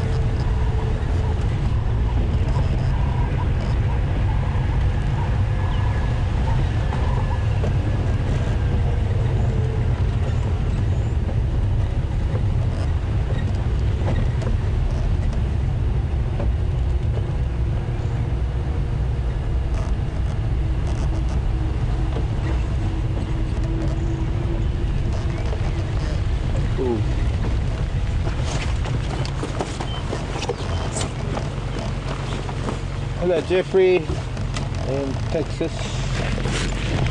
The elephants ever interact with other animals, positive or negative? They do, Jeffrey. Mostly it tends to be negative, unfortunately, for the other animals. Elephants can get a little bit impatient with other animals. More rain coming, spitting, drizzling. There we go. These tracks are leading.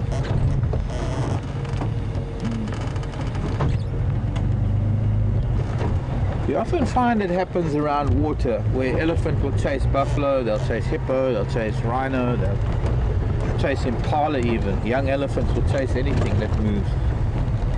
Buffalo. Speaking of buffalo, I'm just trying to track of elephants. Maybe I'm just going to go into Triple M and head back the other way. See if you can see that side. I haven't really ever seen any sort of positive interaction with other animals, because I'm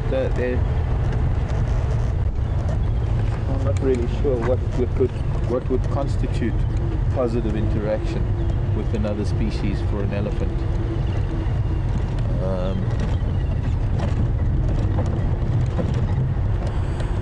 They get very aggressive with any of the predators. They tend to try and chase them. They don't like any of the predators around.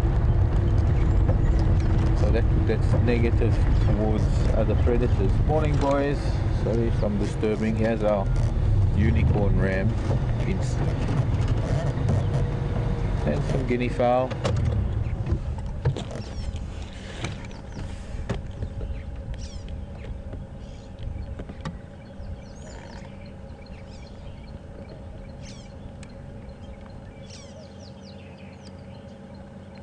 That would have been lost fighting.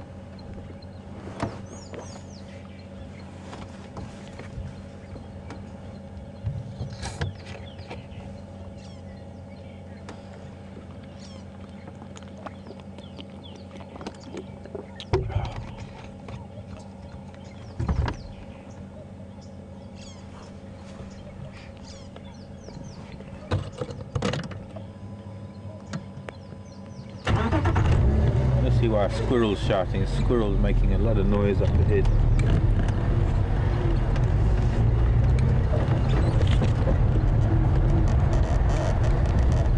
Come on, boys. These two rams are looking to see why the squirrel's making so much noise.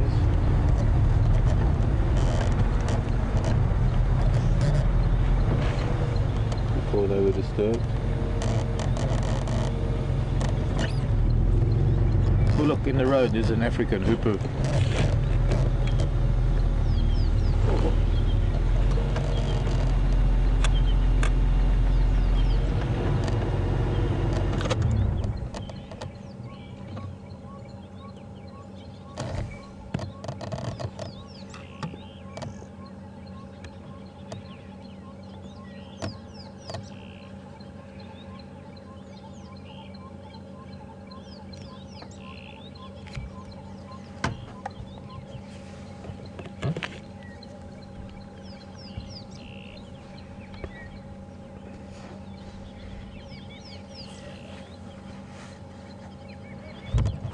If we check on Gary Main, the squirrel shouting at a predator. Sorry, hoopoe.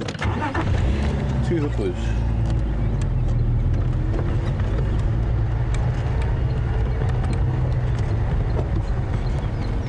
So much I want to do to go and look for things. I can only be one place at a time.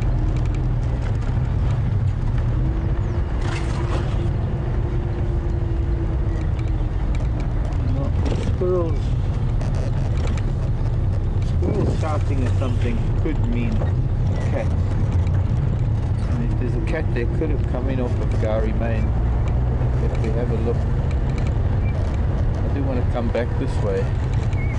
But I was going to look for elephants that way, but now I want to look for cat tracks this way.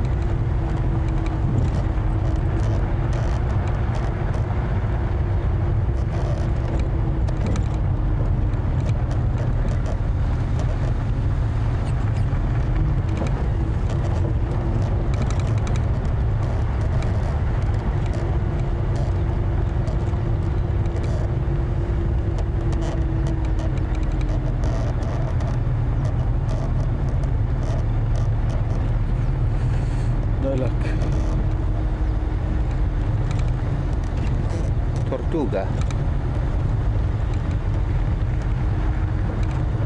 and kudu. Only 2 things that crossed here in the last little while. So back to that big elephant tracks. That could have been that wolf.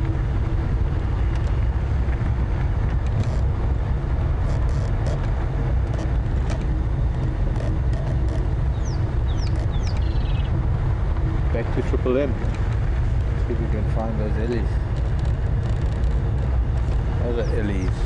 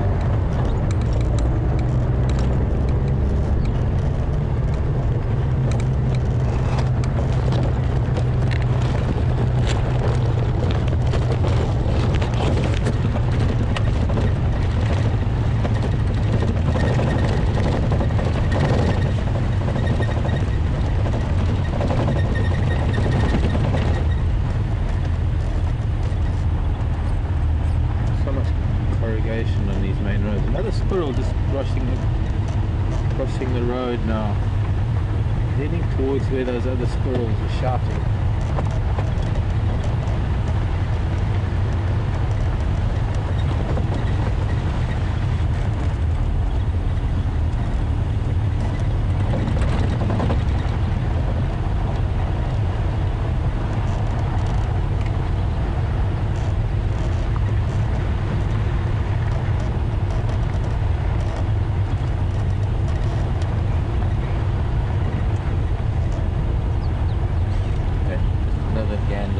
Another quick look.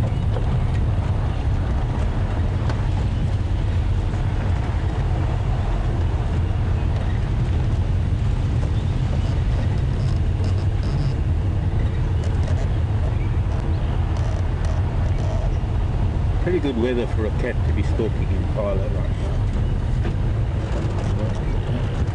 Boys are looking too relaxed.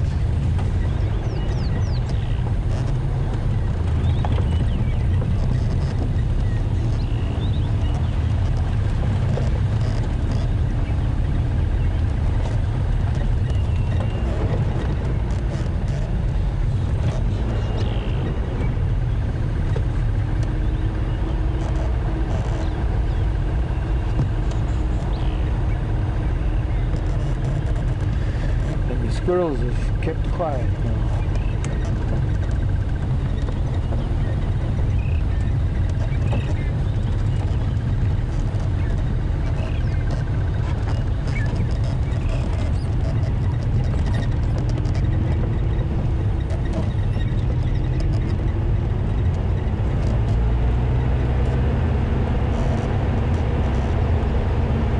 Maybe a different tactic then.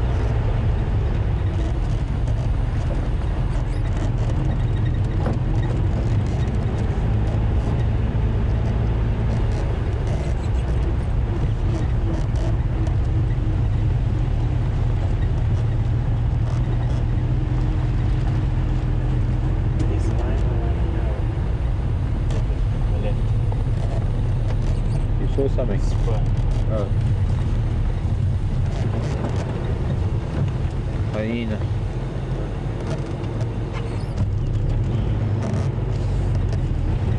And hyena here too. Two hyenas.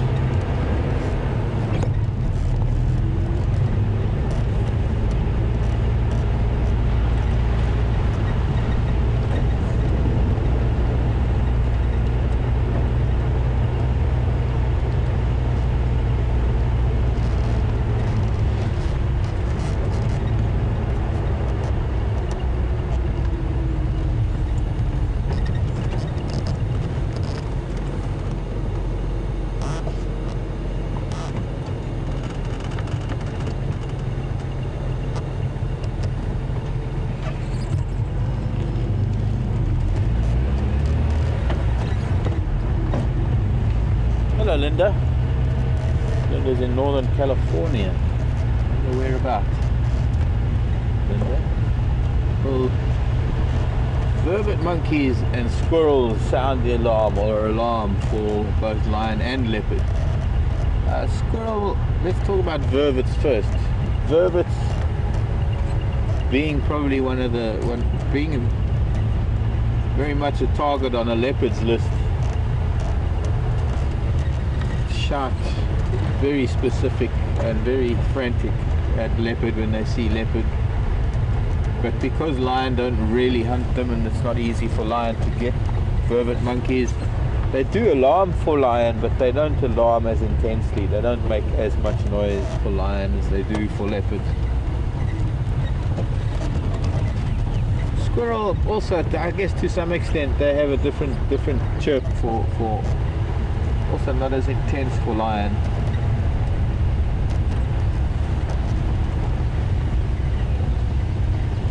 But quite often it's just sort of a general, as far as I know, it's just a sort of a general predator call for the squirrel, for lion and leopard. It just they don't like the big cats at all, so maybe a little bit more frantic for leopard.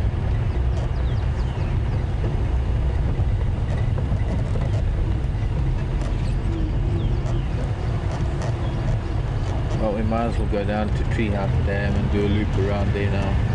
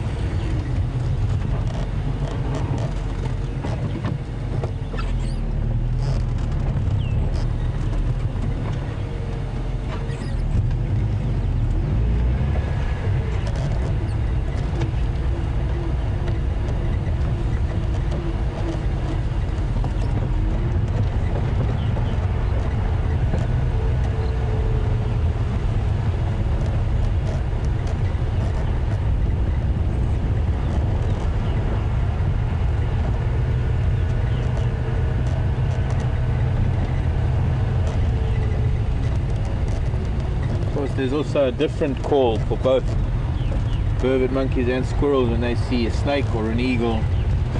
They do have slight variations, so that when they are calling an alarm, that whoever they're trying to inform, it's not really so much a case of informing others as much as it is self-preservation, and that act of self-preservation just turns into some sort of altruistic move by alerting others. But generally it's proven that he who calls first is the least likely to become the prey. So it's in an individual's best interest to be the first one to see danger and to call, because it takes out the element of surprise of a predator, and that in itself means instant survival. Because if you're looking at the predator is not going to be able to hunt you without stalking and surprising you. The first move the predator makes, you're able to run away, as a squirrel or a monkey or what it may be.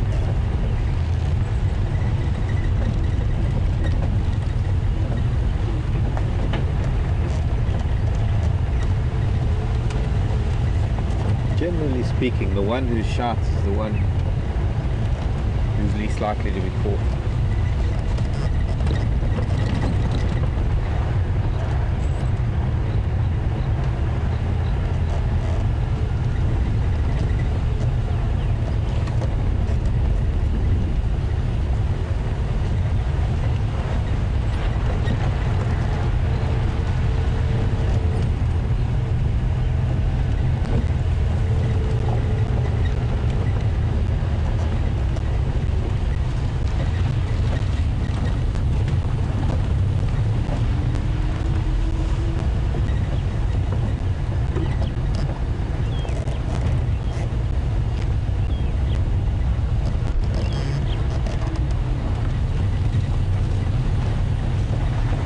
Eagle being chased by such a stronger.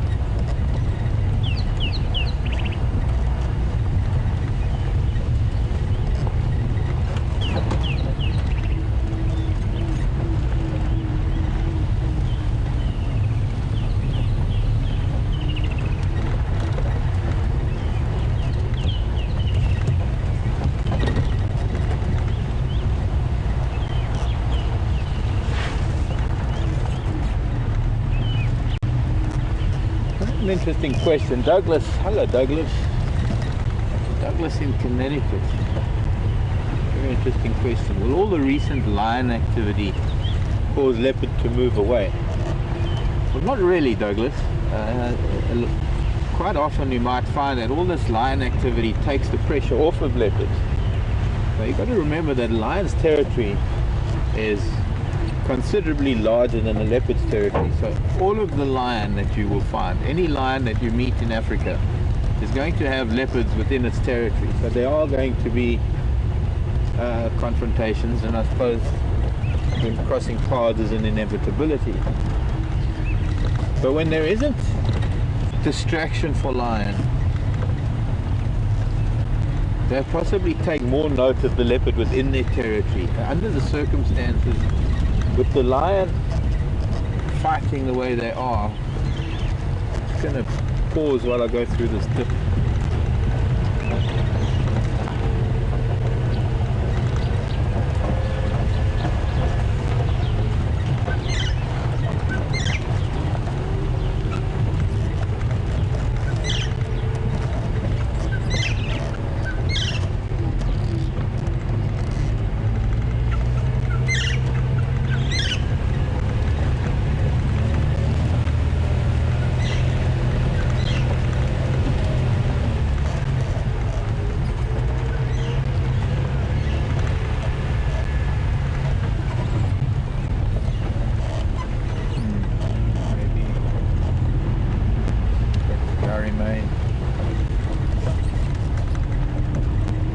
So with the lion concentrating on each other right now, there's just a greater chance that a leopard can go unnoticed.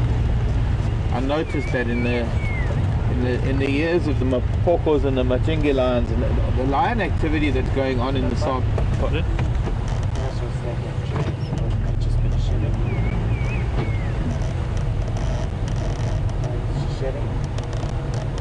Yeah, it's just a shaded skin. Well done.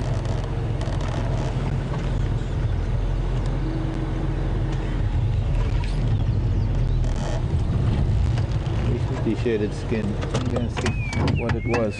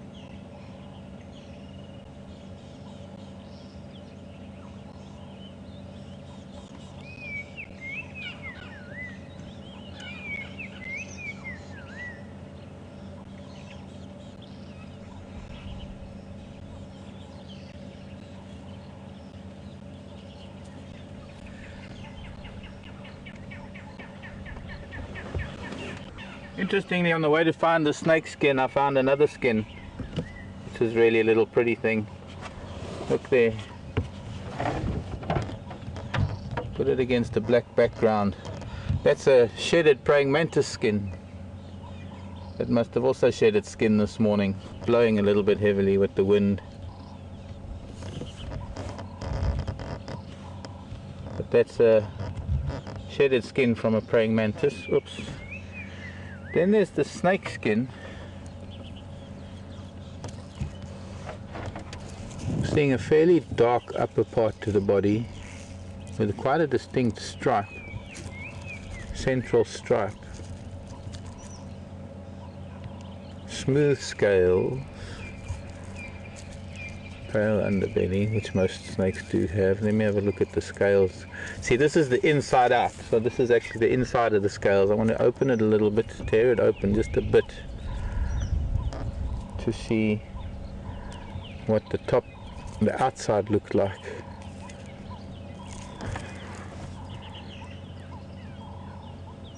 Quite a dark back. Now here's the head part. This shedded skin on this buffalo thorn. You can see the eyes and a very blunt face to the snake.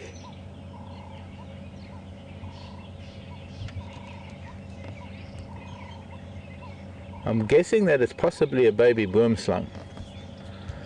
Fairly blunt face, fairly large eye. If I had to turn that the right way around, oh, let me try this. Thing is, as you can see, it's used the thorns of the buffalo thorn to initially hook the skin, and what it does is it hooks the skin on the face, on the head, and then pulls, like it's almost like taking a stocking off of a leg, and it comes off. It's quite damp, so this front part is actually stuck to the twig as well as the thorns. Try and get it off as complete as possible. I'm going to probably leave a little piece behind. Now the idea is to try and open this. That's dry. I need to dampen it, but it's got to go inside out, so it's got to go this way.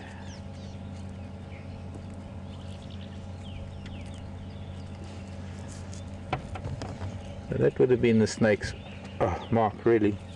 Hold on to your toys. So that would have been the head, and I'm actually starting to see a better face here. There's a juvenile, could even be a juvenile cobra.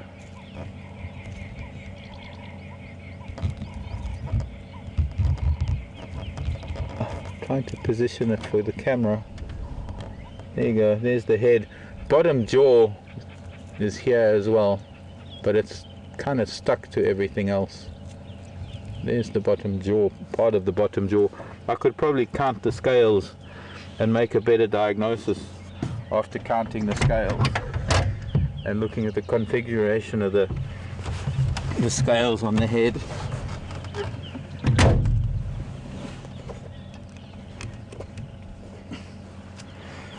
So now it's getting hot again.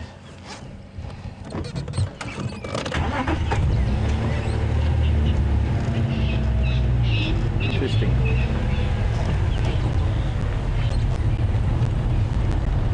Snake that's been eating well and growing and needed to shed its skin. Should be seeing a lot more of that now after these rains, good rains.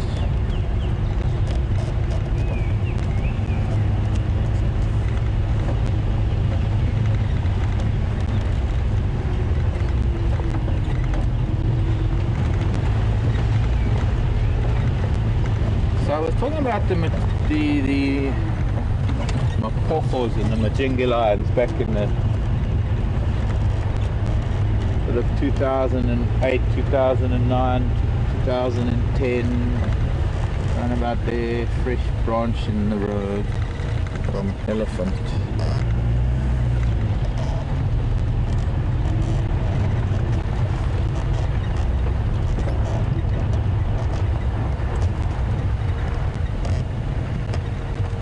An elephant crossing the road, never know. Discernible track. Another porcupine call. This porcupine obviously walks this road every night, because this seems to be the only road we're really finding a lot of calls on.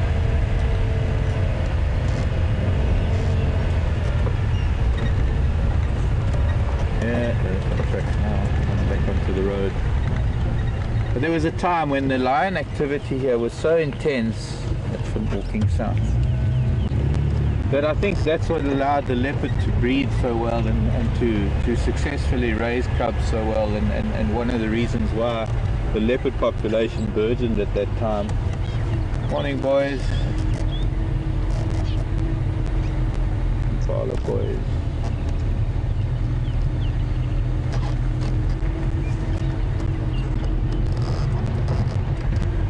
But there's so much happening in terms of lion killing lion, lion killing leopard, leopard killing leopard. There was just so much going on that to some extent there was a much higher success rate with leopard raising cubs. I guess it also had a lot of fact that the lion were killed and the hide numbers were reduced considerably.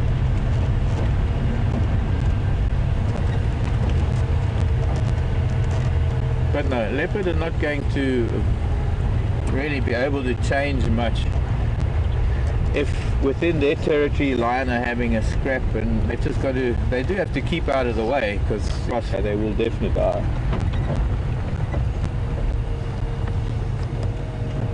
Crossfire. Well, you know what I mean, tooth and claw crossfire. Well, so much for Triple M. Let's go down to Twin Dams and see down there. And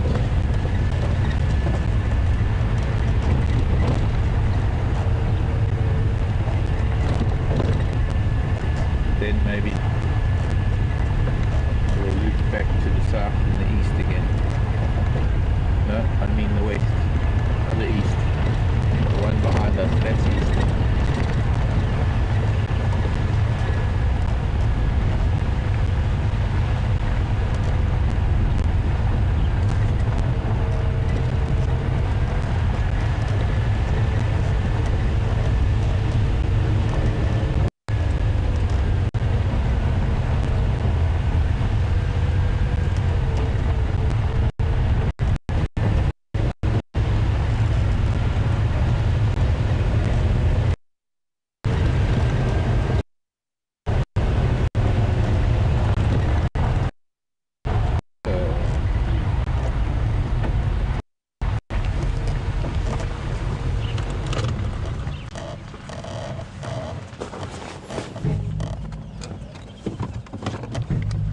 Yeah, go.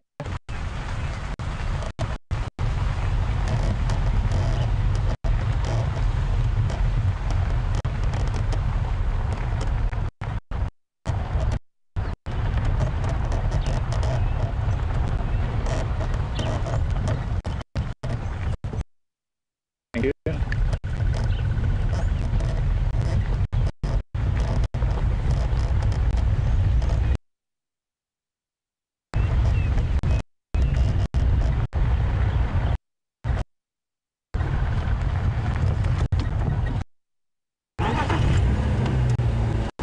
So here's a surprise, wonderful surprise, if I can get there.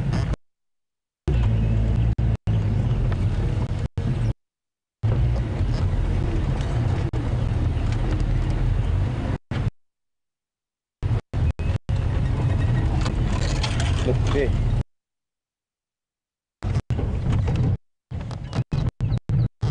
Okay, this is me.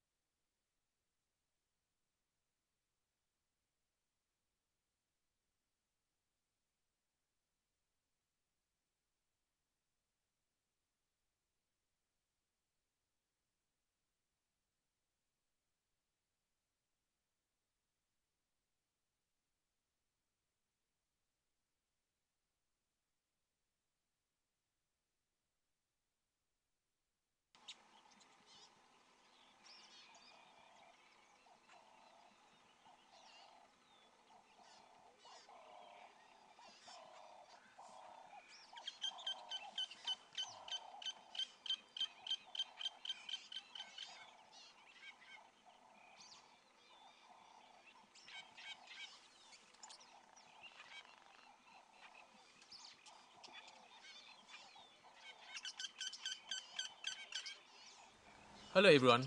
Being out in the bush and being out there live has its technical challenges. We're experiencing some of that now and are working on it as fast as possible to get it sorted and get you back on the vehicle with us.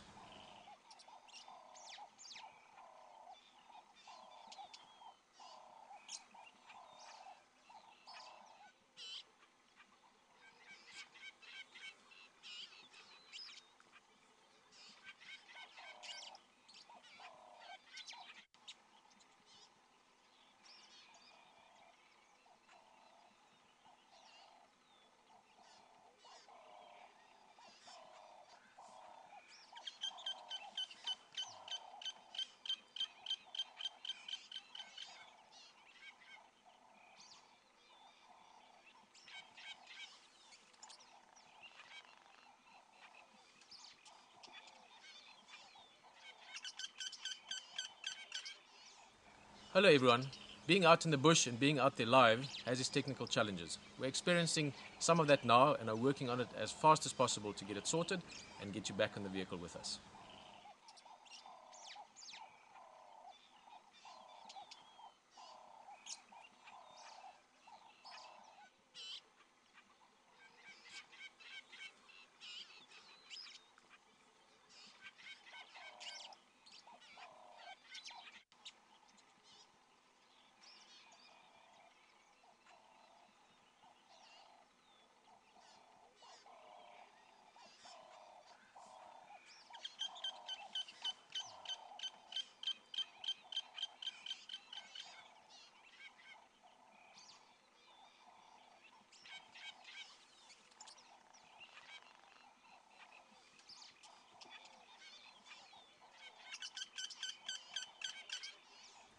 Hello everyone.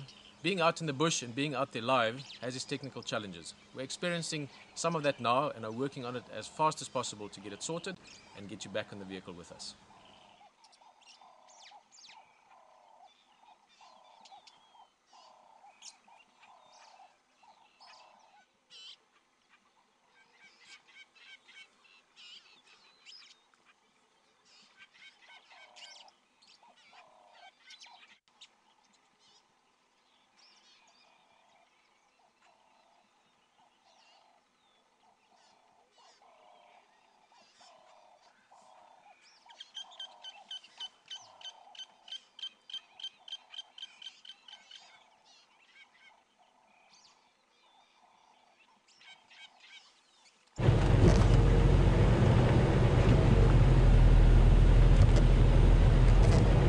Welcome back folks, we've had a bit of a signal issue here.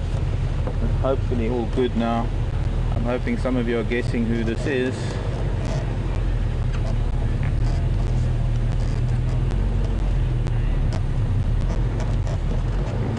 Just wait for him to come a little bit. Am I in your way? I'm gonna call you in channel 2. I wanna talk to you.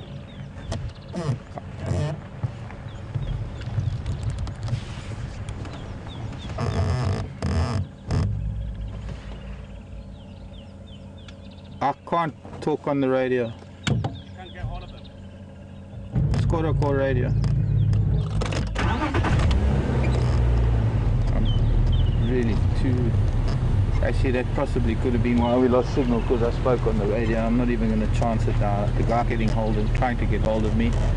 I know I'm in trouble from this morning. I'm probably going to be in trouble because of this too. But rather than lose signal by talking on the Game Drive channel, I think we'll just wait and see.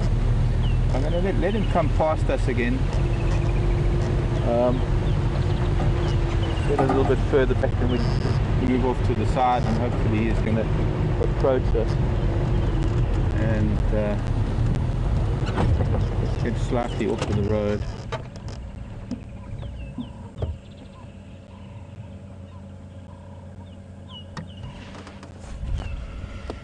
But I really don't want the signal to drop again. Is he looking at something behind us?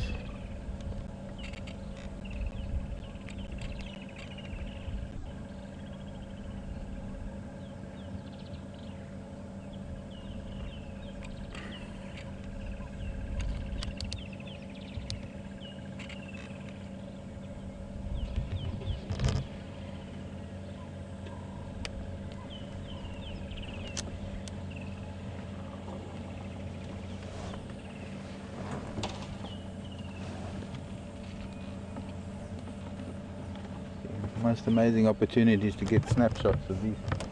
I'm missing it.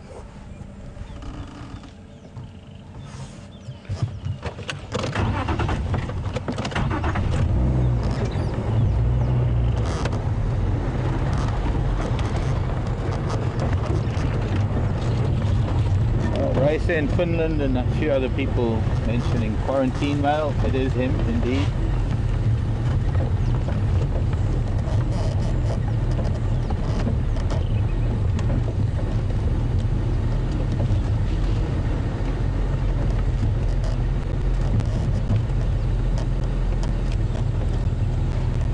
I've got to try, folks. I hope it doesn't cut out, but let me go forward a little bit and stop and switch off, and maybe we'll be lucky that we'll hold.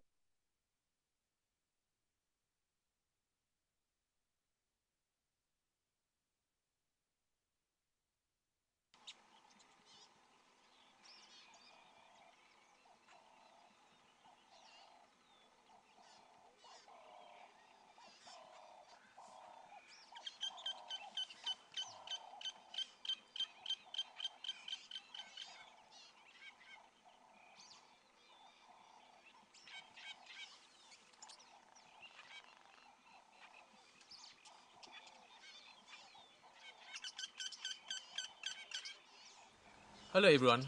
Being out in the bush and being out there live has its technical challenges. We're experiencing some of that now and are working on it as fast as possible to get it sorted and get you back on the vehicle with us.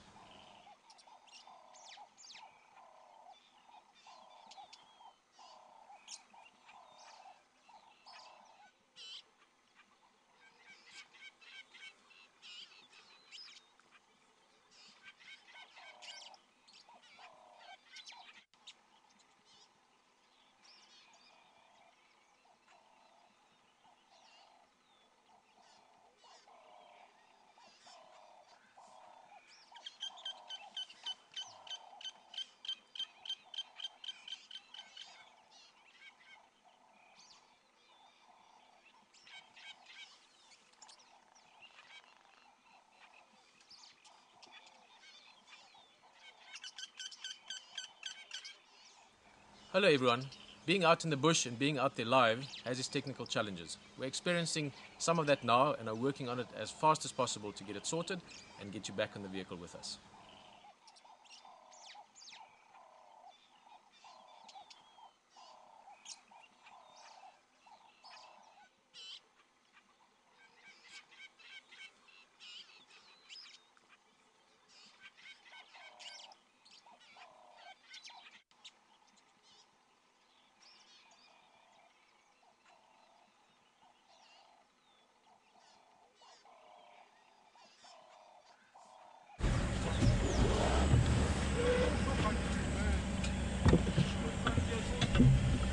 We're overheating.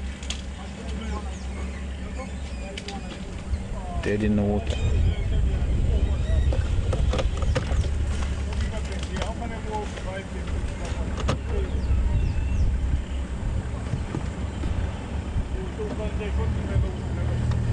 I'm going to have to let these guys carry on with him.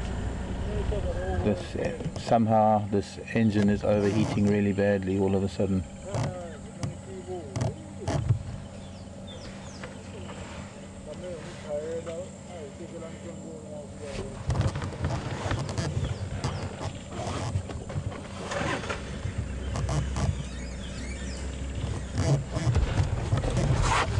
There's Marla there. Marla on Weaver's Nest.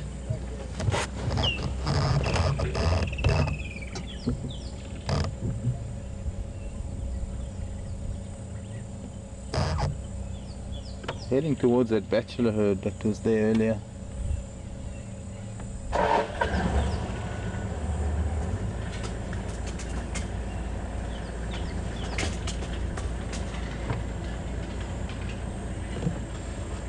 You still got a view of it now. You see that little twitch to the tail?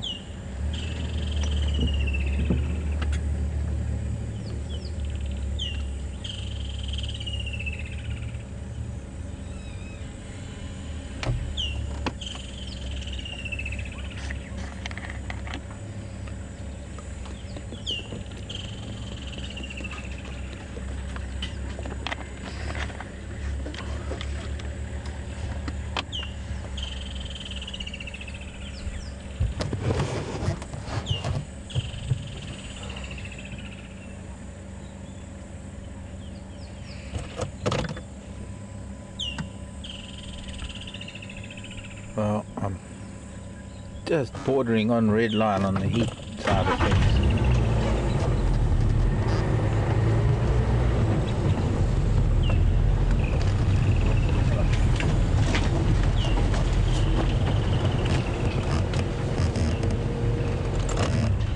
Gonna have to.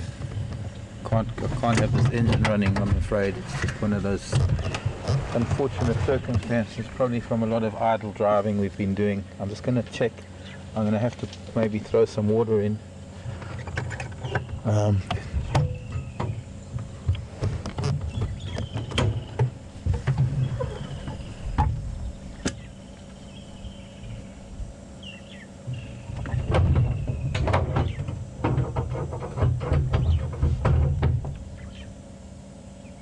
So that's what the bonnet looks like.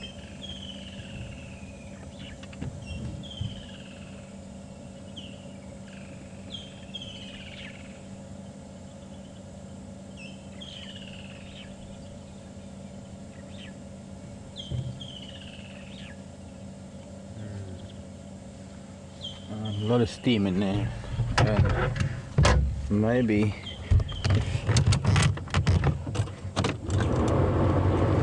let's put the blower on a little bit. It's going to make a noise, but it's going to help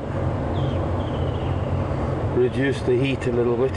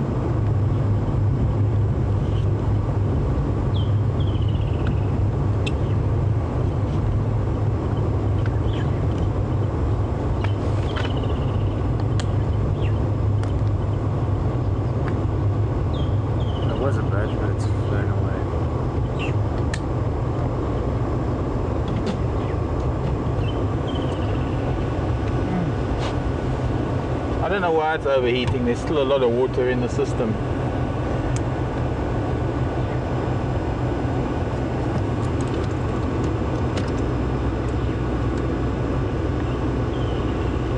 Well, we managed to bring the temperature down almost by half.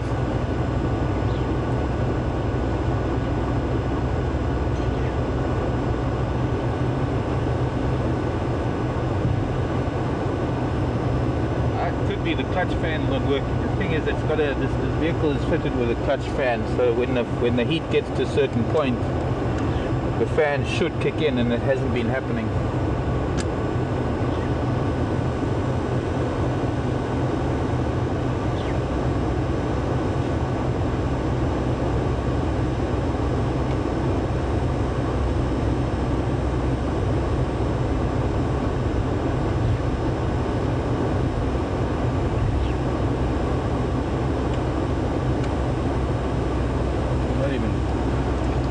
Moment, no place for water.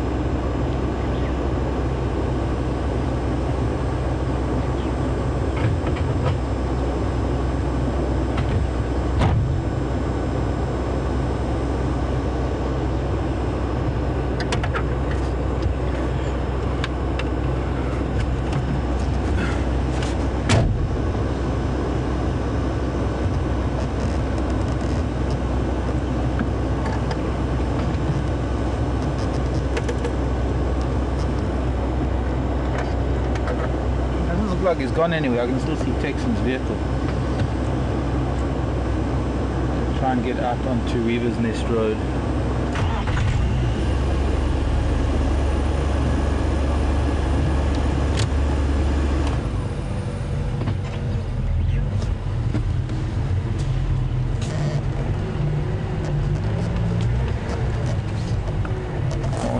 As you can see, the temperature's dropped.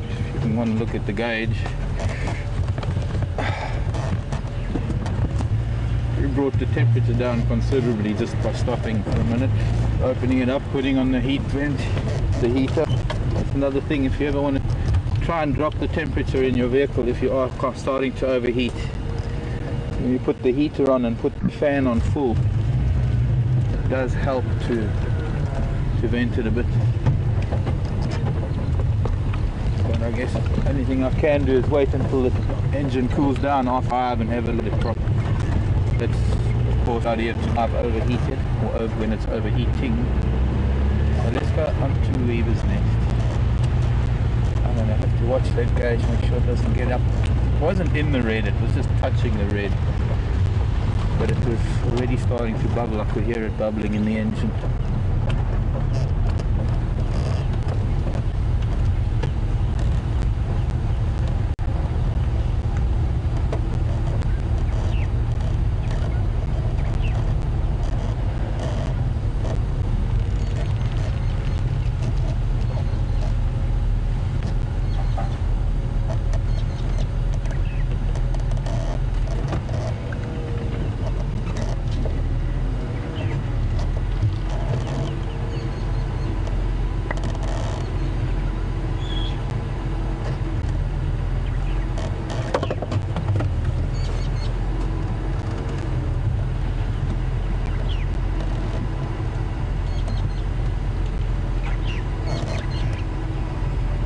Might be on the move again.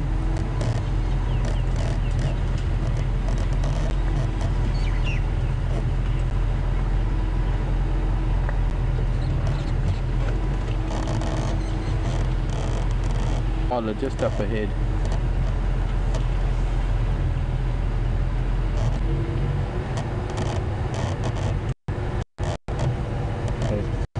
Probably trying to keep a low profile. So far these Impala are grazing and they're not even looking in this direction. And I can't tell the guys that are with the cat. But I'm hoping that they're going to see these Impala soon. The rams are starting to look in that direction now.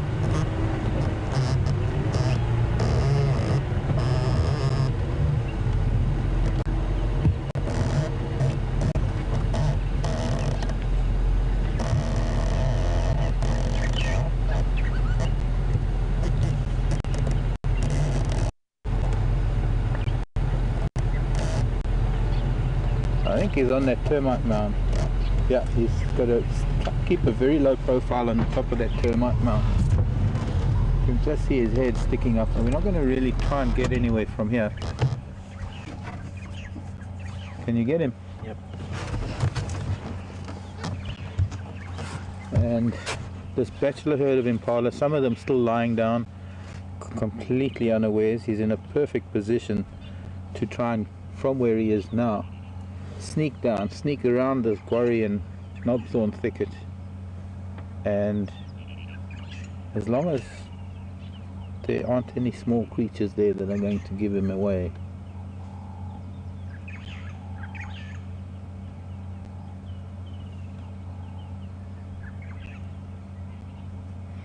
but he could also bide his time for most of the day. He could quite easily, with the patience that a cat has, he could quite easily sit there for hours, well concealed, hope that maybe these Impala are going to somehow eventually maybe graze in that direction.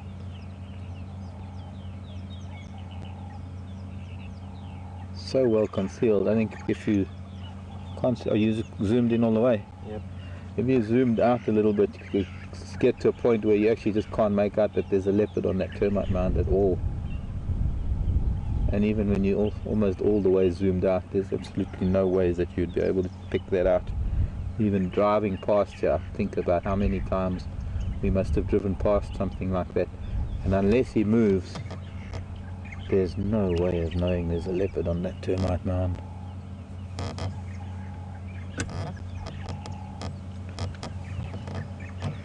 Now this is where the white of his tail would give him away. Because Impala are so tuned in to the tiny little flash of white, especially because of the way their tails communicate with each other, that would attract their attention almost instantly. By the same token, it's their little flashing of their white tails that allows him to sort of be able to see things from a distance and keep track of what they are doing and where they're going, which way they're facing, the direction they're facing.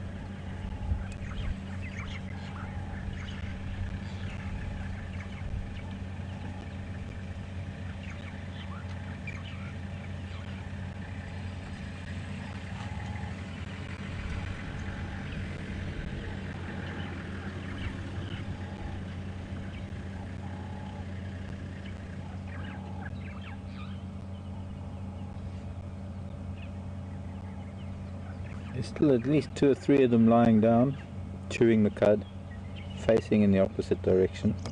Perfect for a leopard to strike like that.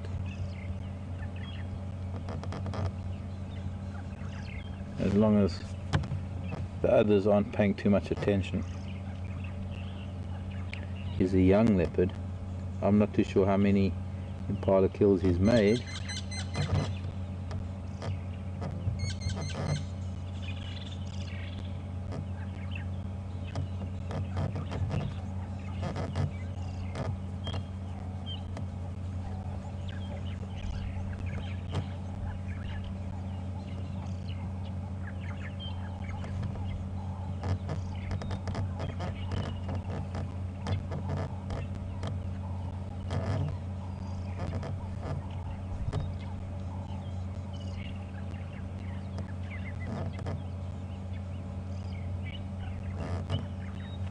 Unfortunately, the way he's facing, to go and get a little bit closer to him, we're going to be in direct line of sight, so that if the impala looked at us, they might see him and he might lose track of them because we'd be in the way.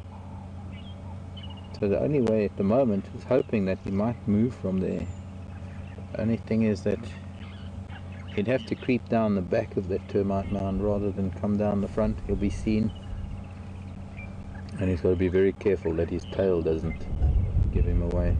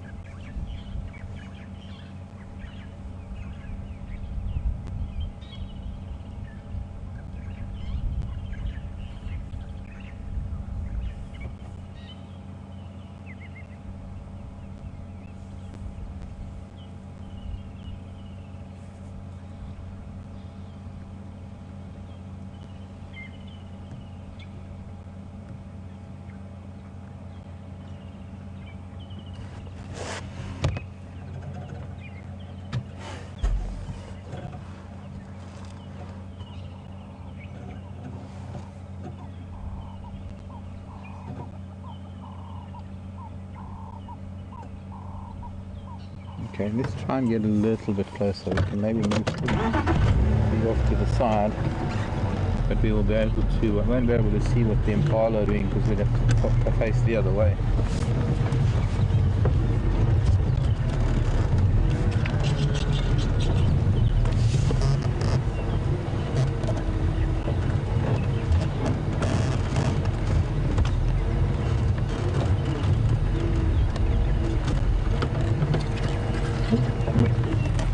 Starting to rain again.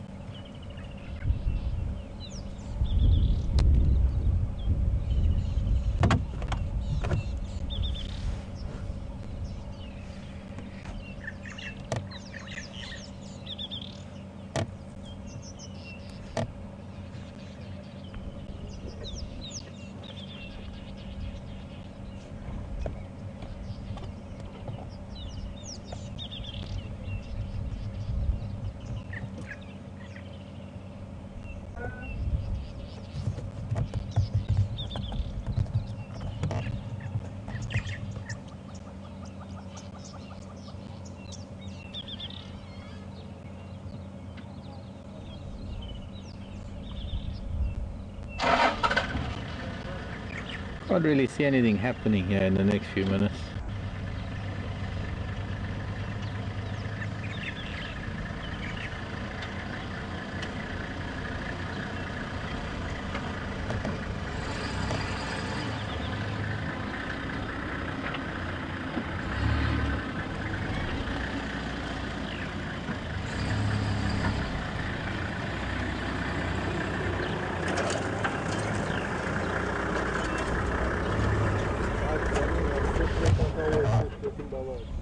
Sorry?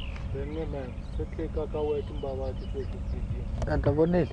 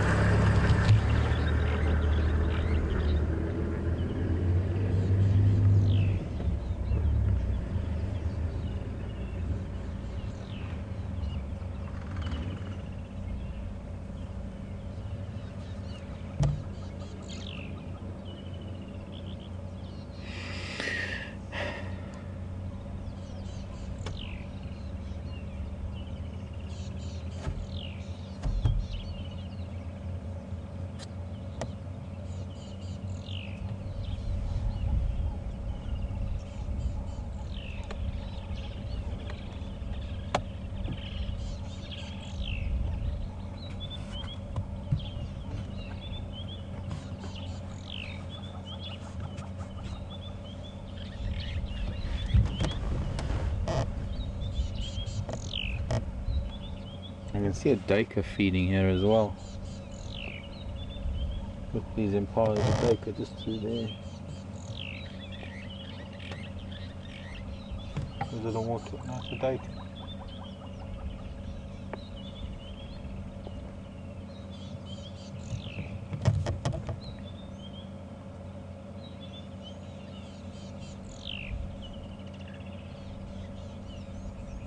He could be here all day.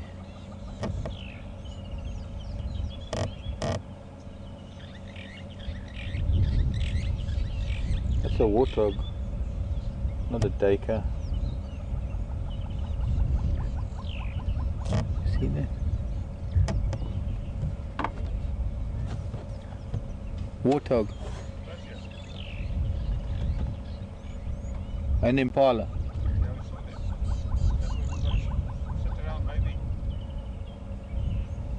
You can, I can't.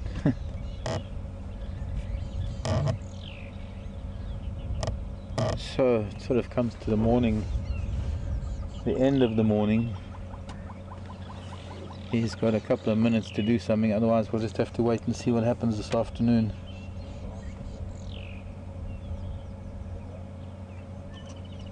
And maybe wait an extra minute or so after drive, but Warthog's wandering away. I don't know what he can see from there. He's sort of looking more towards the east than he is looking towards where these impala and these warthog are. That's a young warthog, and I'm guessing that there must be another one or two there.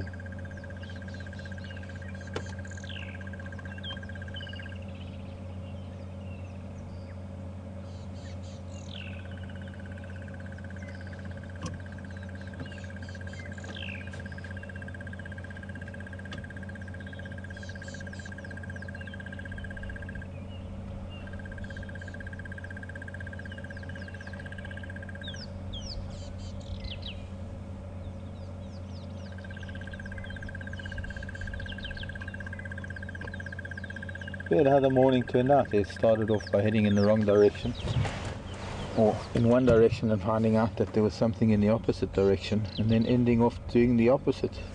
I wanted to actually go to the west, the southwest. We ended up coming east, and we're lucky we did. There's a good chance that we might pick him up again this afternoon, if your horse is going to stay here with him.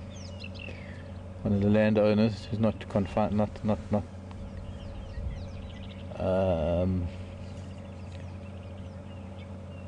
under strict time rules. We'll be able to stay here, maybe give us a little bit of an update later. But for us, it's time to say goodbye. Thank you very much for joining me this morning. Thanks for Jason on camera, Alex and FC. My name is Mark. We'll see you 4 o'clock Central African time. and hopefully we'll find you some more icons of Africa, the African bushveld. From Quarantine Mail and all of us here at Djuma, goodbye, love you lots.